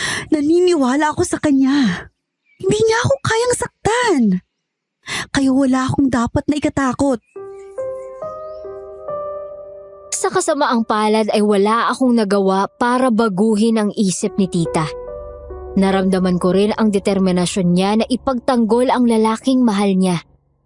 Sa puntong yon ay hati ang isip ko kung ano ang dapat kong gawin. Gusto kong umalis sa bahay niya dahil nag-aalala ko para sa kalagayan namin ng ipinagbubuntis ko. Alam ko kasing mabango para sa mga aswang ang buntis na kagaya ko. Pero hindi ko rin magawang iwan si tita dahil nag-aalala ko sa kalagayan niya. Nagpaalam naman si tita sa akin dahil pupuntahan raw nito ang bahay na plano niyang kunin para sa akin. Sakto namang nakaramdam ako ng antok. Kaya natulog muna ako ng bandang 1:00 ng hapon. Pero nagising ako nang mapansin ko na parang may humahaplos ng binti ko. Napabalikwas naman ako ng bangon nang makita ko si Dodong na nakangiti sa akin. Anong ginagawa mo dito? Nakalak ang pinto ng kwarto ko ah. Paano ka nakapasok dito? Hindi na mahalaga yun. Ang importante masusulong kita ngayon. Lumabas ka ng kwarto ko ngayon din. Bakit? Galit ka na naman sa akin? Dahil isa kang halimaw. Totoo bang aalis ka na dito? Ilalayo ka na nga ba ng tita mo sa akin? Alam niya ng tungkol sa nararamdaman mo sa akin. Kaya gusto niyang ilayo ako sa iyo. At sa totoo lang, naniniwala rin ako na ito ang mas makabubuti para sa akin. Bakit ba parang napakasama ng tingin niyo sa akin? Wala naman akong ginagawang masama. Gusto ko lang naman makita ka, makasama at maalagaan. Hindi naman pagtataksil itong ginagawa ko. Ibang klase ka talagang mag-isip. Umalis ka na nga dito. Baka maabutan pa tayo ni tita at kung ano pang isipin niya. Hindi nagtagal ay nakahanap na nga si Tita Marife ng bahay na lilipatan ko. Malayo ito sa bahay niya at sinadya niyang hindi ito ipaalam kay Dodong. Hindi rin ako tumutol dahil gusto ko na rin talagang malayo sa lalaking yon. Natatakot ako sa kanya at hanggat maaari, ayoko na siyang makita pa ulit. 2 baryo ang pagitan ng bahay ni tita at ng bahay na nilipatan ko. Medyo liblib ang nasabing lugar. Pero malaki ang bahay at komportableng tingnan. Tita, masyado naman po yatang malaki ang bahay na to para sa akin. Huwag kang mag-alala. Sinadya ko talaga to dahil gusto kong maging komportable ang paninirahan mo dito. Sana po dalawin niyo ako ng madalas dito. Susubukan ko, pero hindi ako mangangako. Pagdadalasan ko kasi ang pagdalaw sa'yo, mas malaki ang tsansa na matutuntun ka ni Dodong at ayokong magkita kayo ulit. Hindi ko na po ba talaga kayo makukumbinsing iwan siya? Ilang beses na natin to pinag-usapan, Dayan. At buo na ang desisyon ko. Oh, Delia, ikaw na ang bahala sa pamangkin ko. Huwag mo siyang pababayaan. Opo, ma'am. Ako na pong bahala kay Dayan. Aalagaan ko siyang mabuti. Pinasamahan niya ako sa isa sa mga pinagkakatiwalaan niyang katulong na si Ate Delia. Sa tagal ng pagsasama nila ay parang kaibigan na rin niya ito. Mabait si Ate Delia at mapag-alaga sa akin. Marunong rin siyang magmaneho Kaya siya ang pinili ni tita na sumama sa akin para may makapag-drive ng kotse oras na manganganak na ako. Hinatid lang talaga kami ni tita sa bahay at pagkatapos ay nagmadali na siyang umuwi. Baka raw kasi magtaka si Dodong at hanapin siya. Pagka-uwi niya ay nag-ayos naman ako ng mga gamit ko sa kwarto. Pero hindi ko pa rin magawang tanggalin sa isip ko ang kalagayan niya. Nag-aalala talaga ako para kay tita. Hindi ako komportable sa ideya na may kasama siyang aswang sa bahay. At kahit ilang beses pa niyang sabihin na mahal siya ni Dodong, nagdududa pa rin ako dito. Alam ko nag-aalala ka rin para sa tita mo. Ate Delia, ikaw pala yan. Hindi ko na malayang nandyan ka pala sa likod ko. Ay, huwag kang mag-alala. Nakakasiguro akong hindi sasaktan ni Dodong ang tita Marife mo. Alam mo kung bakit? Wala na kasing ibang tatanggap at tutulong sa kanya. Alam mo ang tungkol sa sekreto niya? Tahimik lang ako nag-oobserba pero oo. Matagal ko nang alam na isa siyang aswang. Gusto ko mang pagsabihan ng tita mo pero wala naman akong magagawa upang baguhin ang isip niya. Gano'n ka kasiguradong wala siyang gagawing masama kay tita? Mas natatakot pa ako para sa iyo eh. Bakit? Dahil nararamdaman ko kung gaano katindi at kalalim ang pagkahumaling ni Dodong sa'yo. Kinakabahan ako tuwing nakikita ko siyang tinititigan ka. Sinasabi mo bang posible may gagawin siyang masama sa akin? Hindi ko alam kung paano mag-isip ang isang halimaw na tulad niya. Pero oo, may pakiramdam akong hindi pa siya tapos sa'yo. Hindi siya titigil hanggat hindi nakukuha ang gusto niya. Sinasabi mo bang posible siyang sumunod dito? Ay, hindi ko alam. Pero isang bagay lang ang sigurado ako. Hindi tayo pwedeng maging kumpiyansa. Kaya kunin mo ito at wag na wag mo itong iwawala, ha? Patalim? Benditadong patalim. Maaari mo itong gamitin sa oras na makaharap mo si Dodong at pagtangkaan niya ang buhay niyong mag-ina. Pero paano ka, ate? May dala rin akong patalim. Naisip kong mahalaga na pareho tayong may panlaban sa kanya. Salamat po, Ate Delia. Kahit paano ay naging tahimik at payapa naman po ang buhay naming dalawa ni Ate Delia sa bahay na yon. Sinasamahan niya akong magpa-check up at mag-exercise. Sinasamahan ko rin siyang mamalengke. Ito ang naging routine namin na nakasanayan ko na. Hindi rin ako binibisita ni tita. At nung una ay nalungkot ako. Pero kalaunan ay natanggap ko na rin ito. Siguro nga'y sobrang mahalaga sa kanya si Dodong. Mas mahalaga pa kaysa sa akin na pamangkin niya. Hindi ko na lang ito pinalaki pa. Dahil kung tutuusin, napakalaki na ng naitulong ni tita sa akin. Oh, ba't ka huminto? Halika na. Baka maubusan tayo ng mga sariwang isda sa palengke. Para po kasing, Parang ano? parang nakita ko po si Dodong. Ano? Sigurado ka ba dyan? Ewan ko po. Bigla na lang kasi siyang nawala pero parang nakita ko siya dyan kanina na nakatayo sa gitna ng maraming tao. Kung ganon ay posibleng natuntun niya na tayo. Pero nasaan na siya ngayon? Ba't biglang nawala? Baka namalikmata lang po ako. Aswang Radio. Aswang Radio. Aswang Radio. Nako, the plot thickens, ha? Sa tingin mo, Poy, natuntun nga kaya sila ni Dodong? Uy, hindi ko i-rule out ang possibility na yan, Pao. Kasi mukhang obsessed ang aswang na yun kay Sender eh. Hindi niya basta-basta pakakawala ng babaeng gusto niya. Naku, nakaka-stress. Oh. Ano na kaya ang nangyari kay Tita Marife? Aba, at talagang nakitita rin ako. Feeling close yarn. Uy, pero naisip ko nga rin ang tita nitong si Sender. Bakit? Gusto mo rin makitita? Hindi nga kaya siya sinaktan ng aswang? Patuloy pa rin ba siyang nagpapamanipulate dito? O baka naman may nangyari ng masama sa kanya? Wag naman sana, Poy. I mean, as much as nanggigigil ako sa mga desisyon sa buhay nitong si Tita Marife, hindi rin naman niya deserve na mapatay ng aswang. Isa lang siyang babaeng nasaktan ng paulit-ulit at hindi nakaramdam ng pagmamahal sa loob ng matagal na panahon. Tama. Kaya naman nung dumating si Dodong sa buhay niya, mabilis na nasway ang emotion niya. Tama. Kasi for the first time, naramdaman niyang espesyal siya at kamahal-mahal. Ay, gusto ko yung kamahal-mahal. Pero sa tingin ninyo ba, totoong mahal talaga siya ni Dodong o ginagamit lang siya nito? Comment nyo nga po ang mga sagot ninyo. At pagkwentuhan natin to. Kung ako ang tatanungin nyo, malakas ang feeling ko na ginagamit niya lang itong si Tita Marife, Poy. Kasi dito nakasalalay ang hapunan niya eh. Nakakaloka. Yung bumibili sila ng mga bagong libing na bangkay at Naku. mga preso para ipakain sa aswang. Para lang silang bumili ng hayop na kakatayin na. Oo nga eh. Napaka-brutal. Kagaya rin ba kayo ni Paula na may malalang trust issues kay Ay Dodong? naku, oo yan. Binibigyan niyo pa ba ito ng benefit of the doubt? Ay nako, huwag nyo nang bigyan ng benefit of the doubt yan. Mas malinaw pa sa sikat ng araw na manggagamit si Dodong. Gigil yan. Nako, bago pa tuluyang manggalaiti itong si Paula, ituloy na natin ang kwento. Aswang Radio. Aswang Radio. Aswang Radio. Ate Delia, bakit ngayon ka lang? Akala ko ba mamamalengke ka lang? Bakit ginabi ka? Nakasalubong ko si Mia.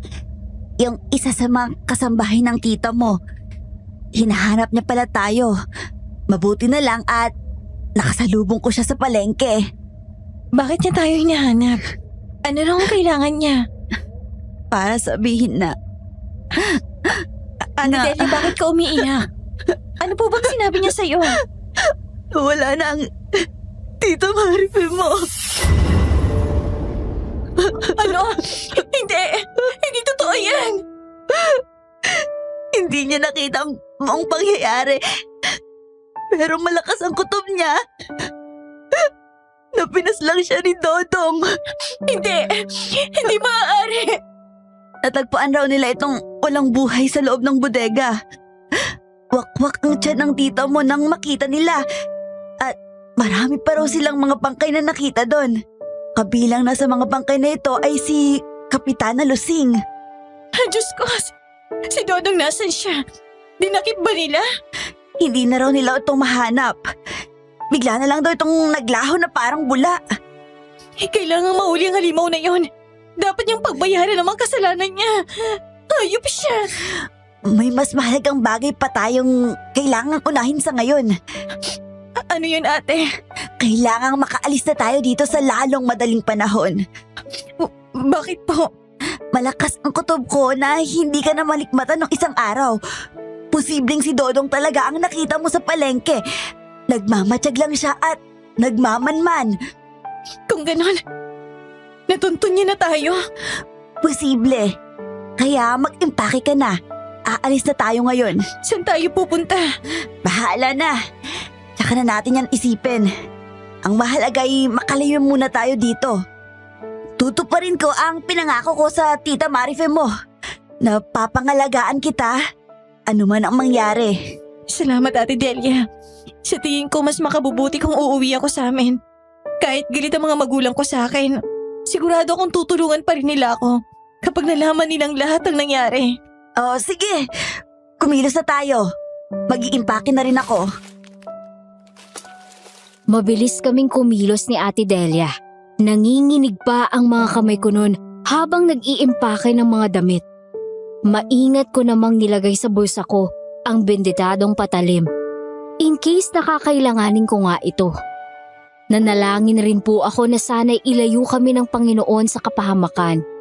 Sana'y hindi pa nga kami natunto ni Dodong. Dahil kung totoong alam niya na kung saan ako nakatira, siguradong umaaligid na siya at hindi ako hahayaang makalayo. At kung nagawa niyang patayin si Tita Marife, hindi rin siya magdadalawang isip na paslangin ako. Ate Delia! Huwag kang lalabas! Magtago ka! Sabihin mo sa akin kung nasan si Lian. Ilabas mo siya. Hindi ka magtatagumpay! Halimaw! Demonyo! Nagtatalo ang isip ko nung oras na yon. Gusto kong lumabas at iligtas si Tita Delia. Pero alam ko ring wala akong kalaban-laban sa aswang. Wala naman akong alam sa pakikipaglaban. Kaya naman nagtago ako sa loob ng kabinet. Pinigilan ko ang sarili kong umiyak dahil alam kong kailangan kong magpakatatag nung oras na yon kung gusto kong makaligtas. Ramdam ko ang lamig ng bakal ng patalim sa palad ko habang pinagdarasal ang aking kaligtasan. Rinig na rinig ko ang mabibigat na yabag ni Dodong. Parang may naglalakad na mabangis na hayop sa labas ng pintuan. Sa bawat hakbang niya ay nararamdaman kong palapit na siya ng palapit sa akin. Parang sasabog ang dibdib ko sa takot, pero pinilit kong pakalmahin ang sarili ko. Maya-maya, narinig ko ang mahina at mabagal na tunog ng pagpihit ng doorknob sa kwarto. Nakapasok na siya at ramdam ko na ang presensya niya. Dayan! Alam kong narito ka. Huwag ka nang magtago dahil mahanap at mahanap pa rin kita. Hindi mo kailangan matakot sa akin. Alam mo namang mahal kita at hindi kita magagawang saktan. Lumabas ka na sa pinagtataguan mo. Huwag mo na akong pahirapan. Sumama ka na lang sa akin. Wala na si Marife. Pwede na tayo magsama. Wala na ang asungot sa buhay natin. Hindi niya na mahadlangan ang ating pag-ibigan. Biglang bumukas ng malakas ang kabinet. Napaatras ako sa sobrang gulat. Hindi na si Dodong ang nakita ko, kundi isang halimaw. Kulay pula ang matalim at nanlilisik niyang mga mata. Malaki ang kanyang bibig na may matutulis at mahahabang ngipin. Para siyang aso na handang mangagat. Ang balat naman niya ay parang kumukulubot at maitim. May mga mahahabang kuko rin siya sa kamay na handang mangalmot. Sinasabi ko na nga ba't matatagpuan rin kita. Nararamdaman ko ang presensya ng aking pinakamamahal. Dodong, nakikiusap ako sa'yo. Tigilan mo na to! Pasensya ka na, Dayan. Pero hindi ako maaaring tumigil hanggat hindi kita nakukuha. Hindi ako sasama sa isang halimaw na katulad mo! Ano pa bang kailangan kong gawin para sumama ka sa akin? Mahal na mahal kita at alam mo yan. Hanggang kailan ko patutunayan ang sarili ko sa'yo? Wala kang kailangang gawin. Dahil hindi talaga kita mamahalin. Pinatay mo si Tita Marife. Kaya habang buhay kitang kamumuhian. Ginawa ko lang naman yun dahil nilayo ka niya sa akin. Pinakiusapan ko siya pero hindi niya ako pinakinggan. Ayaw niya rin akong pakawalan. Gusto niya akong angkinin. Pinaniwala mo siya na mahal mo siya. Na hindi mo siya sasaktan. Pero anong ginawa mo, ha? Ikaw pa mismong tumapos sa buhay niya. Pagkatapos ng lahat ng ginawa niya para sa'yo, ginawa mo siyang hapunan mo. Wala kang puso. Halimaw kang talaga. Hindi na ako nag-isip. Tinapangan ko na lang ang sarili ko dahil nakatuon ang atensyon ko noon sa pagligtas sa buhay namin ng baby ko. Itinula ko ang patalim sa direksyon ng halimaw. Pero mabilis siya at napakalakas niya. Hindi ko siya matulak. Sinubukan niyang hablutin ang braso ko pero buti na lang at nakailag ako. Nagpatuloy ako sa pagsaksak pero dahil sa sobrang liksi niya ay nagagawa niyang umilag. Ginamit ko ang lahat ng lakas ko. Sa huling subo ko ay nagawa ko siyang saksakin ng malalim sa balikat. Napaungol siya sa sakit. Kasabay ng pagsabog ng maitim niyang dugo sa sahig. Pumaikot ang mga mata niya sa sakit. Kaya naman kinuha ko na ang pagkakataong ito para makalayo sa kanya. Kumaripas ako ng takbo palabas ng kwarto bago pa siya tuluyang makakilos. Pero bago pa man ako makarating sa hagdan, ay narinig ko na ang malakas niyang sigaw. Sinusundan niya ako. Mabilis ang mga yabag niyang puno ng galit. Diyos ko! Ate Delia! Saan ka pupunta? Hindi mo ako matatakasan! Huwag kang nilapit sa akin. Nakikita mo tong hawak ko. Benditadong patalim na to! Hindi ako magdadalawang isip na paslangin ka! Oo, alam ko. Nararamdaman kong binditadong patalim na to. Kaya nakakaramdam ako ng panghihina sa katawan. Hindi kita hayaang magtagumpay! Pero bago pa man tuluyan akong bumagsak, papaslangin muna kita! Wala ka talagang puso! Eh di kita dapat sasaktan dahil mahal kita. Pero dahil sa ginawa mo, nagbago na ang isip ko. Total, ay kahit anong gawin ko, hindi ka pa rin naman sasama sa akin. Mas mabuti pang mawala ka na lang. Napatingin ako sa bangkay ni Ate Delia na nakahandusay sa sahig. Bukas ang kanyang dibdib, labas ang bituka at naliligo ito sa sariling dugo. Sa puntong yon ay wala nang ibang makakatulong sa sarili ko kundi ako lang. Kailangan kong labanan si Dodong sa abot ng makakaya ko. Binalingan ko siya ng tingin at buong tapang na hinarap. Aminado akong may nararamdaman pa rin akong kaba nung oras na yon. Pero determinado akong pabagsakin siya sa abot ng makakaya ko. Kailangan niyang pagbayaran ng mga kasalanan niya. Hindi nagsayang ng oras si Dodong at mabilis akong sinugod. Umiwas ako agad kaya sumabit lang yung kuko niya sa damit ko. Muntik na siyang bumagsak sa sahig ng dahil dito, kaya kinuha ko ang pagkakataong ito para sugurin siya. Mabilis akong kumilos at sinaksak siya sa bandang dibdib. Umalingaw-ngaw yung sigaw niya, parang pinaghalong aso at kalabaw na sinasakal. Hayop ka na yan! Isang malaking pagkakamali na minahal kita! Isang malaking pagkakamali rin na tinanggap ka namin ni Tita Marife at pinagkatiwalaan! Hindi naman sana tayo abot sa ganitong punto kung tinanggap mo lang agad ang pagmamahal ko sa'yo. Gaya ng sinabi ko, kinasusuklaman kita! Hindi kita mamahalin! Kung ganon, ay pagsisisihan mo ang desisyon mo! Kahit nasaksak ko na siya ay sobrang lakas pa rin niya. Sinipa niya ako. Napakabilis ng kilos niya, kaya't hindi ko ito namalayan at napaghandaan. Tumilapon ako at bumangga sa pader. Napaungol na lang ako sa sobrang sakit ng likod ko. Akala ko talaga ay tapos na ang lahat ng bumagsak ako. Sinunggaban niya ako pero nanlaban pa rin ako. Sinubukan niyang kunin ang hawak kong patalim pero hindi ako nagpatalo. Nag-agawan kami pero dahil sa mas malaki at mas malakas siya, natalo pa rin ako.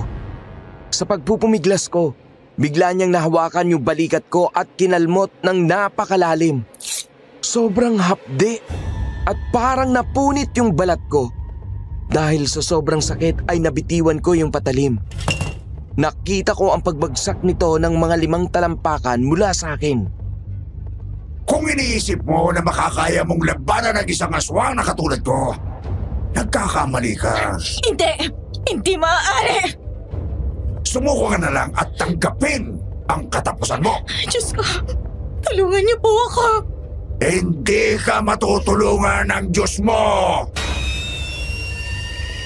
Kahit masakit pa ang sugat ko, ay pinilit ko pa rin kumilos. Gumapang ako palapit sa patalim. Kailangan ko itong makuha dahil ito na lang ang maaari kong gamitin upang iligtas ang buhay namin ng baby ko. Walang tigil sa pag-agos ng dugo ko at kahit nanghihina na ako ay hindi pa rin ako tumigil. Naramdaman ko naman na nasa likod ko pa rin si Dodong. Sinipa niya yung mga paa ko pero nagpatuloy lang ako. Sinubukan niya akong pigilan pero kagaya ko ay hindi rin siya makakilos ng husto dahil sa mga tama niya sa katawan. Pinipilit niya akong hatakin pabalik pero hindi ako nagpadaig sa kanya. 1 pulgada, 2 pulgada pero kahit anong gawin ko ay ang layo pa rin ng patalim mula sa akin. Bigla ay naramdaman ko na lang yung kamay niya. Hinawakan yung buhok ko at hinihila ako pa atras. Bitiwan mo ako! Ito na ang katapusan mo! Suko ka ng demonyo! At mas malakas ang Panginoon ko kaysa sa anumang klase ng kasamaan! Tingnan natin kung hanggang saan dadalhin ka ng tapang mo! Magkakamatayan muna tayo bago mo kami masaktan ng anak ko! Sa wakas ay naramdaman ko na rin yung dulo ng kutsilyo. Kailangan ko lang ng kaunting tulak pa. Buong lakas kong iniunat ang daliri ko hanggang sa tuluyan ko na ring naabot ang patalim. Pagkahawak ko dito ay parang nagkaroon ako ng bagong lakas. Binaligtad ko ang katawan ko at sinaksa ko ulit siya. Tinamaan siya sa dibdib. Pinaikot-ikot ko naman ang patalim sa napakalaking sugat niya sa dibdib. Hindi ko talaga akalain na magagawa ko yon. Si Dodong, ang aswang na nagtatago sa balat ng tao. Pero hayon, nakahandusay sa sahig. Walang kagalaw-galaw. Napakagatlabi ako. Pinigilan ang paghinga. Kahit sobrang liwanag ng buwan na tumatago sa bintana, tiningnan ko pa rin ng matagal yung katawan niya. Patay na siya. Hinihingal ako. Ramdam ko pa rin yung kaba at takot. Pero huminga ako ng malalim. Tapos na. Pero kailangan kong tumawag ng tulong at ipaalam sa mga tao ang nangyari. Ang problema ay malayo sa ibang mga kabahayan ang tinitirhan namin. At dahil hindi naman ako marunong magmaneho, wala akong choice kung hindi ang maglakad sa gitna ng kadiliman upang makahingi ng tulong. Kaya ko to. Wala na si Dodo. Hindi niya na ako masasaktan. Kailangan ko lang makahingi ng tulong. Sinalubong ako ng malamig na simoy ng hangin paglabas ko ng bahay. Madilim ang paligid na para bang may makapal na kumot na nakabalot sa buong paligid. Ang tanging nagbibigay liwanag lang ay ang buwan. Kaya kahit paano ay may kaagapay pa rin ako sa paglalakad. Nagpatuloy lang ako sa paglalakad habang pinupunasan ang mga luhang dumadaloy sa pisngi ko. Hindi pa rin matanggal sa isip ko ang mga nangyari. Wala na si Tita Marife at pati si Ate Delia ay wala na rin. Habang lumalayo ako sa bahay ay naramdaman ko namang bumibigat yung bawat hakbang ko. Parang may nakasunod.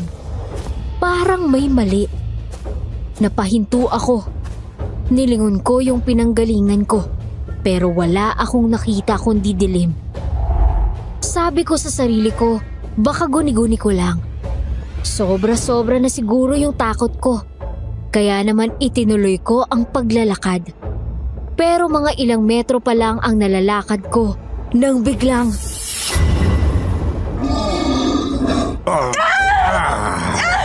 Bitiwan mo ako! Hindi mo ako matatakasan! Patay ka na! Yung akala mo. Kung mamamatay man ako, isasama kita sa impyerno! Hindi ako makakapayag! Para akong dinambahan ng isang malaking bagay mula sa likod. May humablot ng braso ko. At namilog ang mga mata ko nang makita na naman si Dodong. Ang buong akala ko'y napaslang ko na siya. Pero hindi pa pala. Mukhang isang patibong lang ang lahat kanina. Pero kapansin-pansin ang panghihina sa kanyang itsura dulot ng tinamo niyang sugat. Pero sa kabila ng kahinaan niya, kahit paano ay ramdam ko pa rin yung lakas ng pagkahawak niya sa akin. Parang pinalibutan ng bakal yung balat ko. Sumigaw ako habang pilit na kumakawala sa kapit niya. Ikinasa ko yung mga kuko ko. Kinalmot ko yung kamay niya. Pero lalo lang humigpit yung kapit niya sa akin. Nagsimula kaming maglaban sa gitna ng kalsada. Tinutulak niya ako samantalang ako naman ay nagsisikap na makawala at makatakbo. Dahil sa paghina niya, kahit papano ay medyo lumuwag yung hawak niya. Kaya nagawa kong sipain siya ng malakas sa tuhod. Umindayog yung katawan niya, pero hindi siya tuluyang bumagsak. Tila dumoble lang ang galit niya sa akin dahil dito. Kaagad niya akong ginantihan. Bigla siyang sumipa pabalik. Tumama ito sa gilid ng tiyan ko. Kaya't halos nawalan ako ng balanse. Hingal na hingal ako ng oras na yon. Para akong sasabog sa kaba, pero wala akong planong sumuko. Ano? Kaya mo ba? Sumuko ka na! Hindi ako susuko. Mamatay man ako. Pero mamamatay ako may laban. Kahanga-hanga ang iyong katapangan, Dayan. Pero ang katapangan na niyan ang magdadala sa iyo sa sarili mong hukay. Sisiguraduhin ko naman na ang katapangan ito ang magbibigay ng hustisya sa lahat ng taong pinatay mo. Kung ganon, ay tingnan natin kung hanggang kailan mo ako kayang labanan. Kinuha ko yung bendetadong patalim na nilagay ko sa bulsa ko kanina bago lumabas ng bahay. Mabilis na umikot si Dodong at sinunggaban niya ulit ako. Sa pagkakataong ito ay ang liig ko naman ang target niya. Mabilis naman akong yumuko at bago pa man niya ako mahawakan ay pinaikot ko na yung kutsilyo at isinalaksak ko sa tagiliran niya. Hindi ko naman ininda yung sakit ng paghila niya sa buhok ko at nagpatuloy lang ako sa pagsaksak sa kanya. Hindi tulad ng sa tao. Parang tumunog yung pagkakabao ng patalim sa katawan ni Dodong. Umungol ang aswang. Isang mahaba at masakit na ungol. Agad siyang napabitaw sa akin at napahawak siya sa kanyang tagiliran. Nanginginig yung kamay ko pero alam kong hindi pa tapos. Kinuha ko ang pagkakataon para sumipa sa dibdib niya ng malakas. Bumagsak siya sa lupa at halatang wala ng kakayahan para lumaban. Tumayo lang ako sa harap niya, nakatingin sa nangyayari sa kanya. Hinihingal pa rin ako.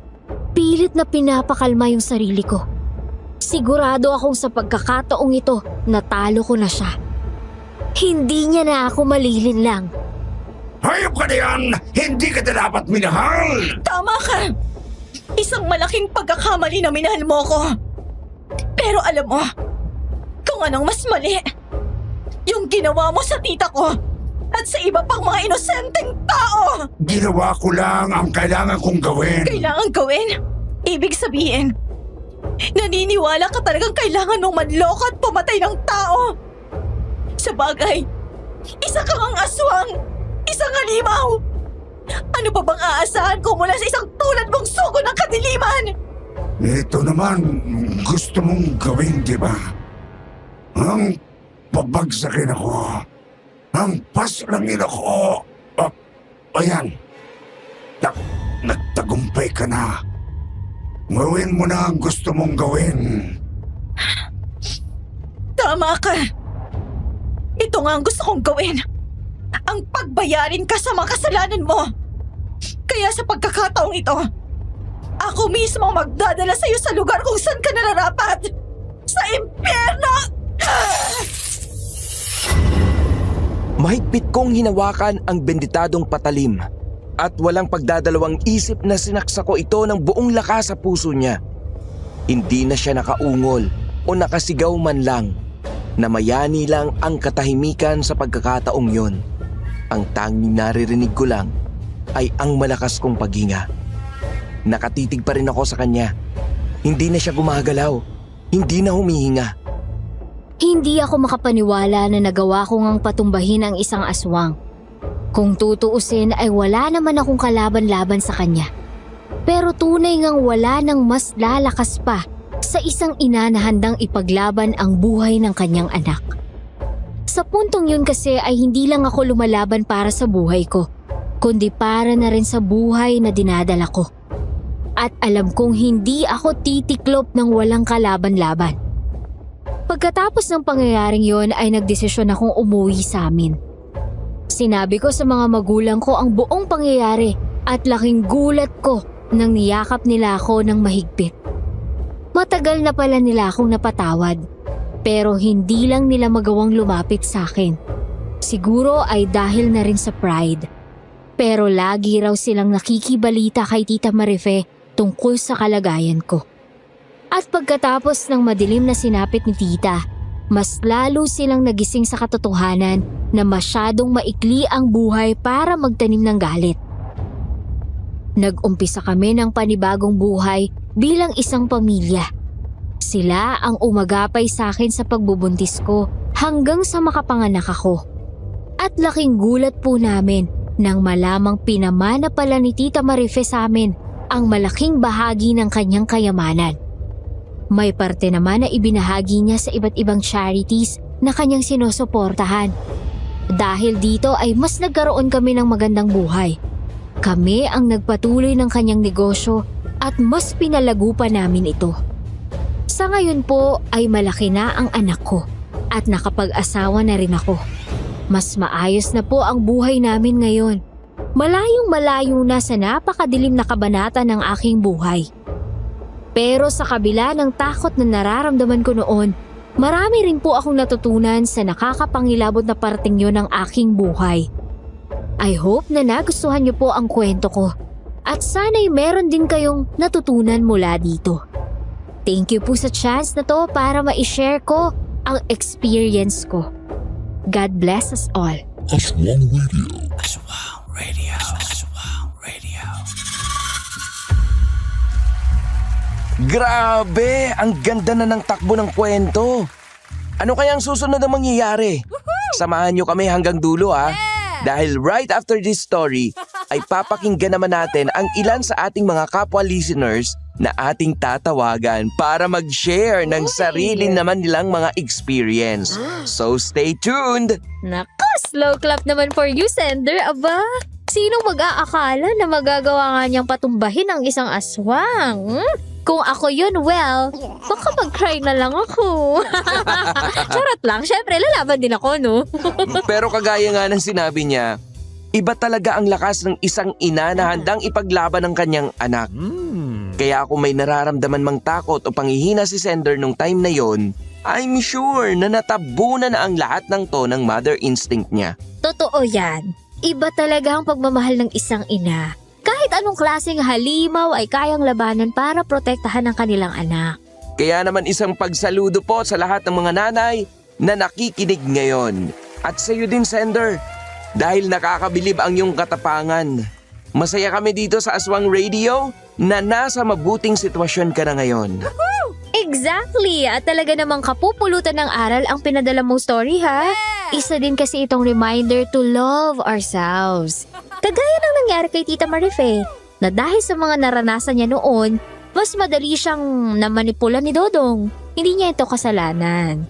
Kasi, syempre, sino ba naman ang may gustong maging biktima ng isang tusong halimaw, di ba? I agree! Kaya naniniwala akong mahalaga rin talaga na mahal natin ang ating mga sarili. And wag tayong mag-seek ng validation from others. Easier said than done. Pero yan yung totoo. Napapa-English pa nga ako eh. Natawa nga. Kaya maniwala kayo ha. Oo nga. As in, English share ka pala today. Yan na yata yung epekto ng kwentong to sa'yo. Mismo. Kayo po mga Kaaswang Radio, i-share nyo naman sa comment section kung anong masasabi nyo sa ating kwento today. At ano-ano rin ang mga natutunan ninyo mula dito. And of course, huwag po sana natin kalimutang mag-like, share, and subscribe dito sa ating channel. Hit the notification bell na rin para always updated kayo sa mga new stories natin. As always, gusto po namin kayong pasalamatan sa inyong support sa amin. Lalo na po sa pagmamahal na ibinibigay ninyo sa amin ni DJ Paula. Yay. True, nakakataba po ng puso ang inyong pagmamahal sa amin. Kaya samahan niyo po kami hanggang sa susunod na kwentong aming ihahatid sa inyo. Ako po si Popoy na nagsasabing, pwede mo akong gawing midnight snack, pero dapat ako ang unang kakagat. At ako naman si Paula na nagsasabing, hindi ako nangangain, maliban na lang kung ikaw ang uulamin. And this is Aswang Radio. Narito na ang kwentong Kakilakilabot. Paglabas namin, merong pulubi na tumitig kay ate.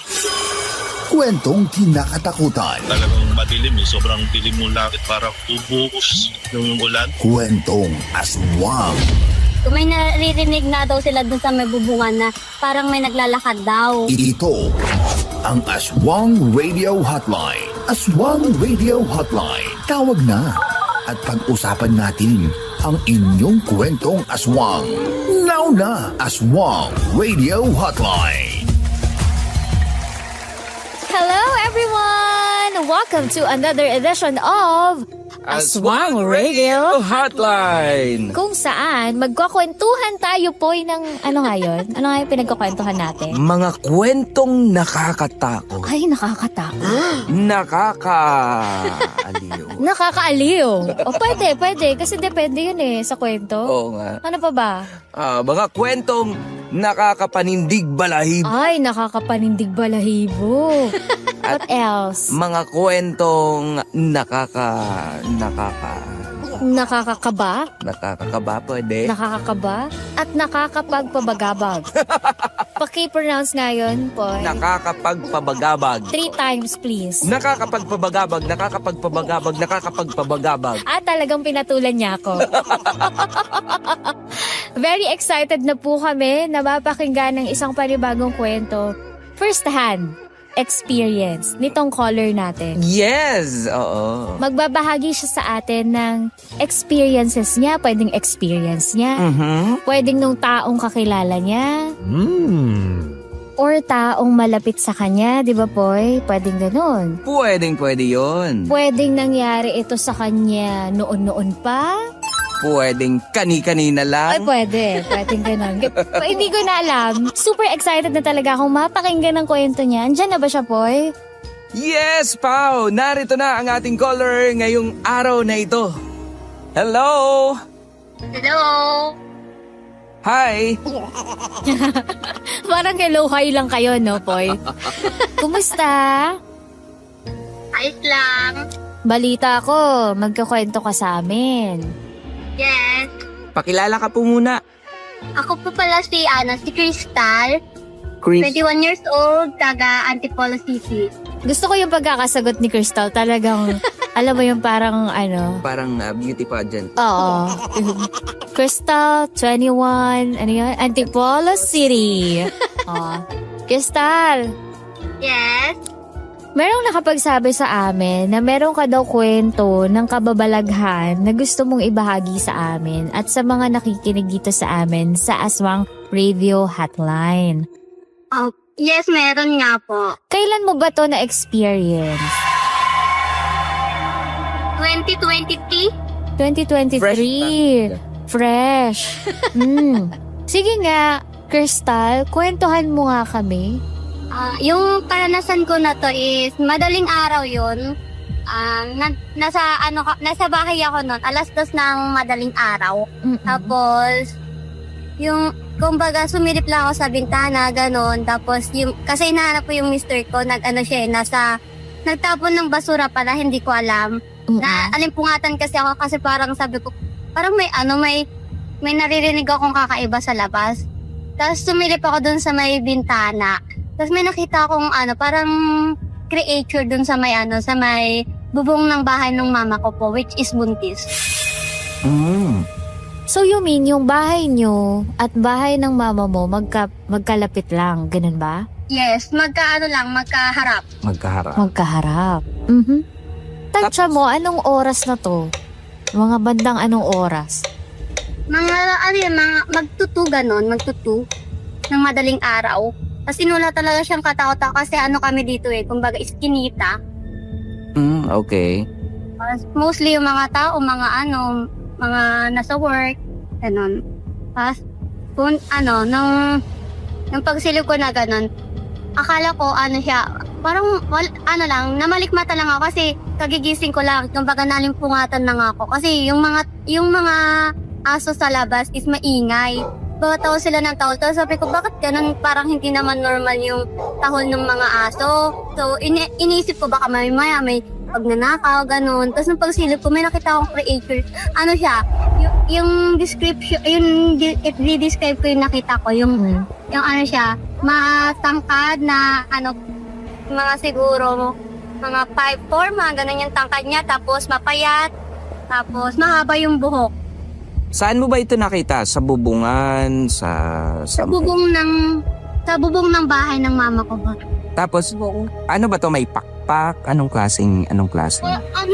Wala naman po siyang pakpak. Parang siya, nakahubad. Nakahubad na, yung explanation, yung parang siya, yung mga sa mga horror, yung mga kakaiba itsura, may mahahabang kamay, ganun. So for sure natakot ka. Anong ginawa mo nun? Noong una, akala ko nga namalikmata lang ako, kaya kinusot ko yung mata ko. Sabi ko, baka namamalikmata lang ako, ganun. Kasi yun naman usually yung mangyayari kapag gagawin mo, kapag kagigising mo, tapos makakita ka ng ganun, isipin mo, hindi totoo. Then, inano ko yung mata ko, yung kinusot-kusot ko siya, pero nandun pa rin, yung parang nakadapa, sa may ano. Tapos nang pagtingin ko, nakatayo na siya. Kung parang tumitingin siya sa paligid kung may nakatingin sa kanya or may nakakakita sa kanya. So anong ginawa mo, Crystal? Di ba? Natakot po ako, sinarado ko yung bintana tapos nila ko yung pinto kasi iniisip ko baka nakita niya ako ganun o kaya mamaya bigla sa akin pumunta ganun. Tinawagan mo ba yung mama mo, yung Asawa mo? asawa mo? Chinat ko po yung kapatid ko. Sabi ko sa kanila na meron ako nakita doon sa bubong. Sabi ko, mo si mama kasi baka mamaya aswang yan, ganun. Kasi sino namang matinong tao yung aakit sa bubong ng ganung oras ng gabi, di ba po? Ngayon, hindi sila sumasagot, mga tulog na. Pagkatapos nun, nakita mo ba kung nawala ba? Or ano bang ginawa mong sunod? Nandun ka lang ba? Hindi na ako sumilip kasi natakot na ako. Inantay ko na lang yung mister ko na bumalik. Tapos ayun. Tapos natulog na. Hindi na ako, natulog na ako kasi natakot na ako eh. Kasi sabi ko baka mamaya pumunta sa, siyempre mag-isa lang ako. Hindi ka ba, Crystal, nananaginip lang noong mga oras na yun? Oo, kasi baka... Baka nagsisleepwalk ka lang.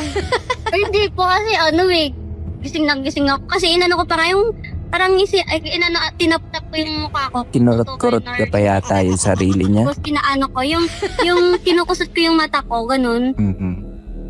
Kasi sabi ko baka nananaginip ako, ganun. Hindi naman nandun pa rin siya. Kahit kinusot ko na yung mata ko, nandun pa rin. Yung pangyayari ngang yun, naulit pa ba yun? Hindi na po eh. Pinabukasan kasi noon, kinausap ko yung mga kapatid ko, tsaka yung mama ko po, kwento ko sa kanila yung nangyari. Ngayon sabi ng mga kapatid ko, may naririnig na daw sila dun sa may bubungan na parang may naglalakad daw.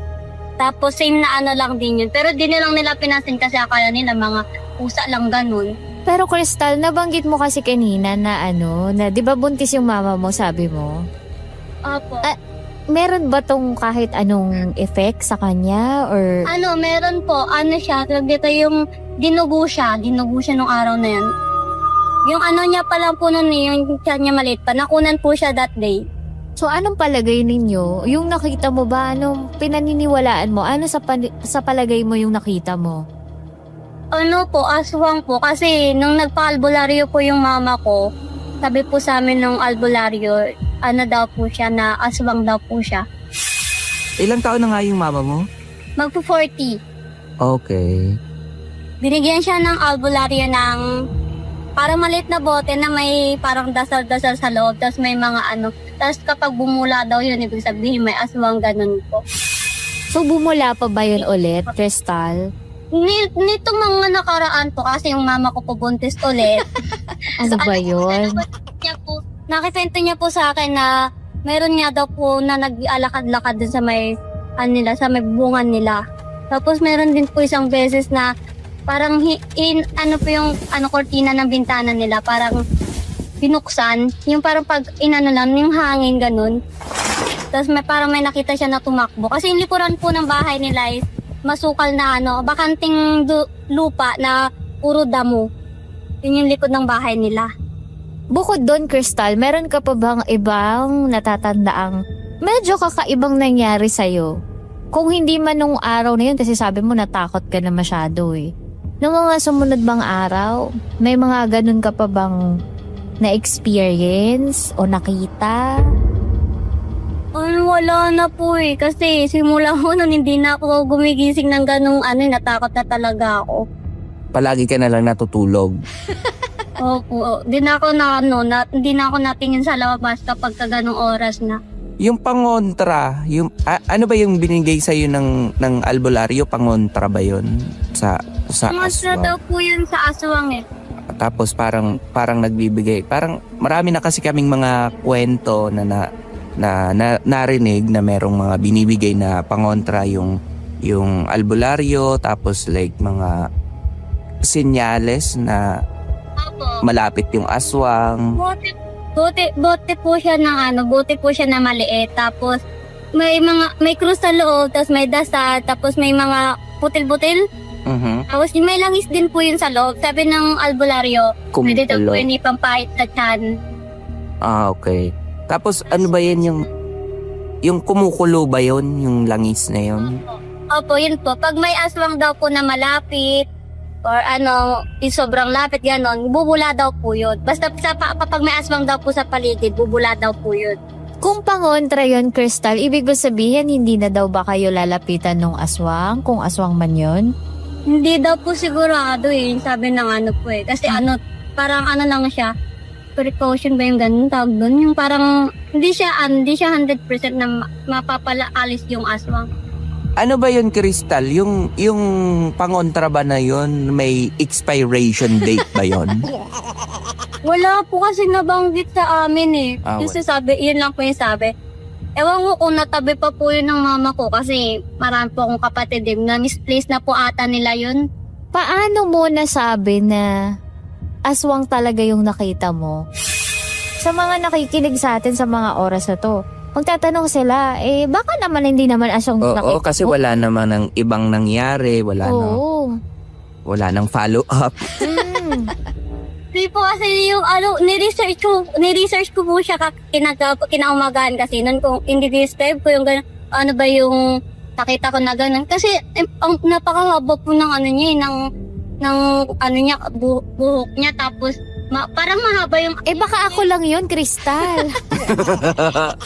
Mahaba yung buhok. Sakaling araw, sino na matinong tao yung pupunta ng nakatapado sa may bubungan kung saan nandun yung tapat ng kwarto ng mama ko po. Malay mo naman, naiinitan lang yun. Kasi ni-research ko yun sabi, yun yung nakakatakot po talaga siya yung itsura niya.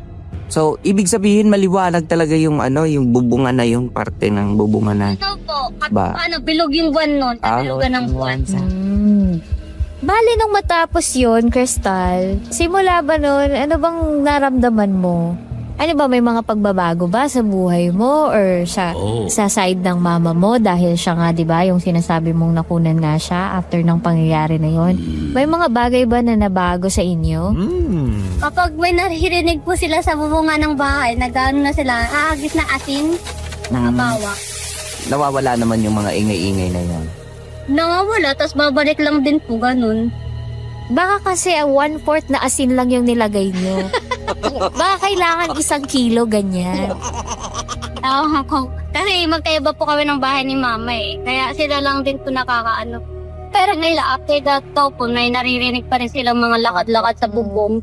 Kasi iba naman po yung yapak ng tao sa yapak ng hayop So, Crystal, sa mga may kapareho mong experience, ano yung maipapayo mo sa kanila or masasabi mo sa kanila kung sakali man na maka-experience sila ng pareho sa kwento mo?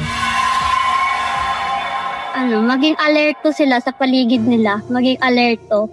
Tapos, maghanda lagi. Hindi mo masasabi kung ano yung mga mangyayari. So, ikaw naman, alerto ka naman na ngayon. Sige nga, gulatin mo nga yan si Crystal. Na agad. Anong oras ka na natutulog? Maaga na po mga 8:00. Kaya pinakagabi na po yung 11. Tapos anong oras ka nagigising? 6:00 po. 6:00. Di ka na talaga gumigising ng mga 2:00, 12:00, mga gano'n. Nakakatakot na Okay. Yun lang naman, Crystal. Maraming salamat sa pag-share ng iyong kwento dito sa Aswang Radio Hotline. Bye-bye! Bye-bye! Thank you! Thank you! Aswang Radio! Ang radyo ng mga aswang! Aswang Radio, ang radyo ng mga aswang. Halika